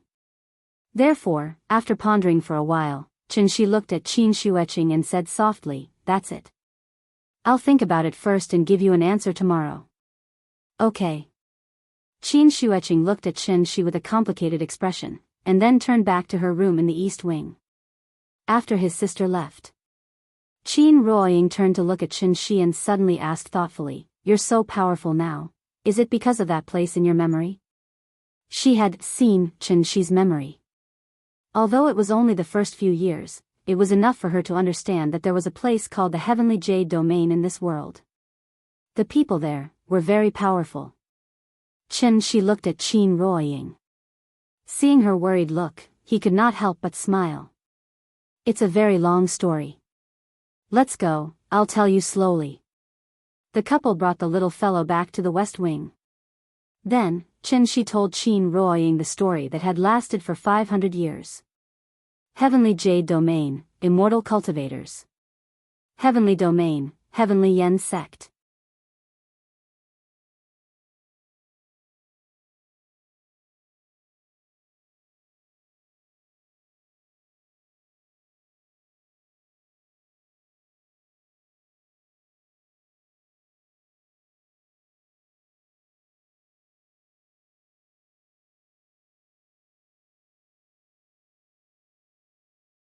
Chapter 121.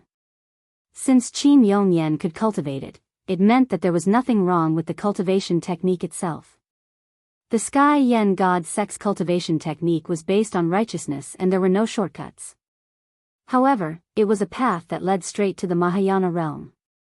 Of the two cultivation techniques, one was the foundational cultivation technique for new disciples and the other was the Sky Yen God Sect's secret scripture. However, to cultivators in the Qi refinement stage, there was no difference between the two cultivation techniques. The great Tao flowed like mercury and every grain was round. It was impossible for the Sky Yen God Sect to keep their cultivation techniques to themselves. Allowing new disciples to cultivate incomplete foundational cultivation techniques was undoubtedly a foolish method of self-destruction. Qin Yongyan could cultivate it, but Qin Ruoying and Qin Shueqing could not sense qi. This made Xianxia very suspicious. If it was not a problem with the cultivation technique, could it be gender? However, that was obviously impossible.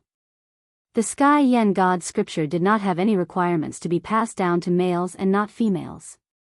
As the sect master's daughter, Yu Zijin had cultivated the Sky Yen God scripture earlier than him. Before Xianxia left, Yu Zijin had already successfully stepped into the divine transformation stage and was given the title of Goddess Zijin. What exactly was the problem? Xianxia stood beside Qin Ruoying and looked at his lover's diligent appearance. The pressure in his heart increased. He could help her refine pills to forcefully raise her cultivation, but that would be meaningless. Was it really that difficult to sense qi? Xianxia was at a loss. At this moment, the little guy who was sitting on the bed was suddenly amused by the cartoon and laughed a series of loud laughter. Xianxia looked at the little fellow. After thinking for a while, he came to the little fellow's side and asked softly, Nian Nian, can you help Daddy with something? Hearing this, the little fellow immediately jumped into Xianxia's arms and laughed, okay. What can I help Daddy with? Sit properly first and then follow Daddy's instructions to sense. Under Xianxia's guidance, the little guy assumed a proper posture with his 5 hearts facing the sky. After that, Qianxi gently rapped her with his true yuan. Nian, use your heart to sense. Are there many things floating around you like dandelions? The little fellow obediently closed her eyes and sensed for a while, but she did not feel anything. Thus, she wrinkled her little nose and sniffed around, like a cute puppy sniffing around. Qianxi looked at her appearance and knew that she was unable to calm her heart.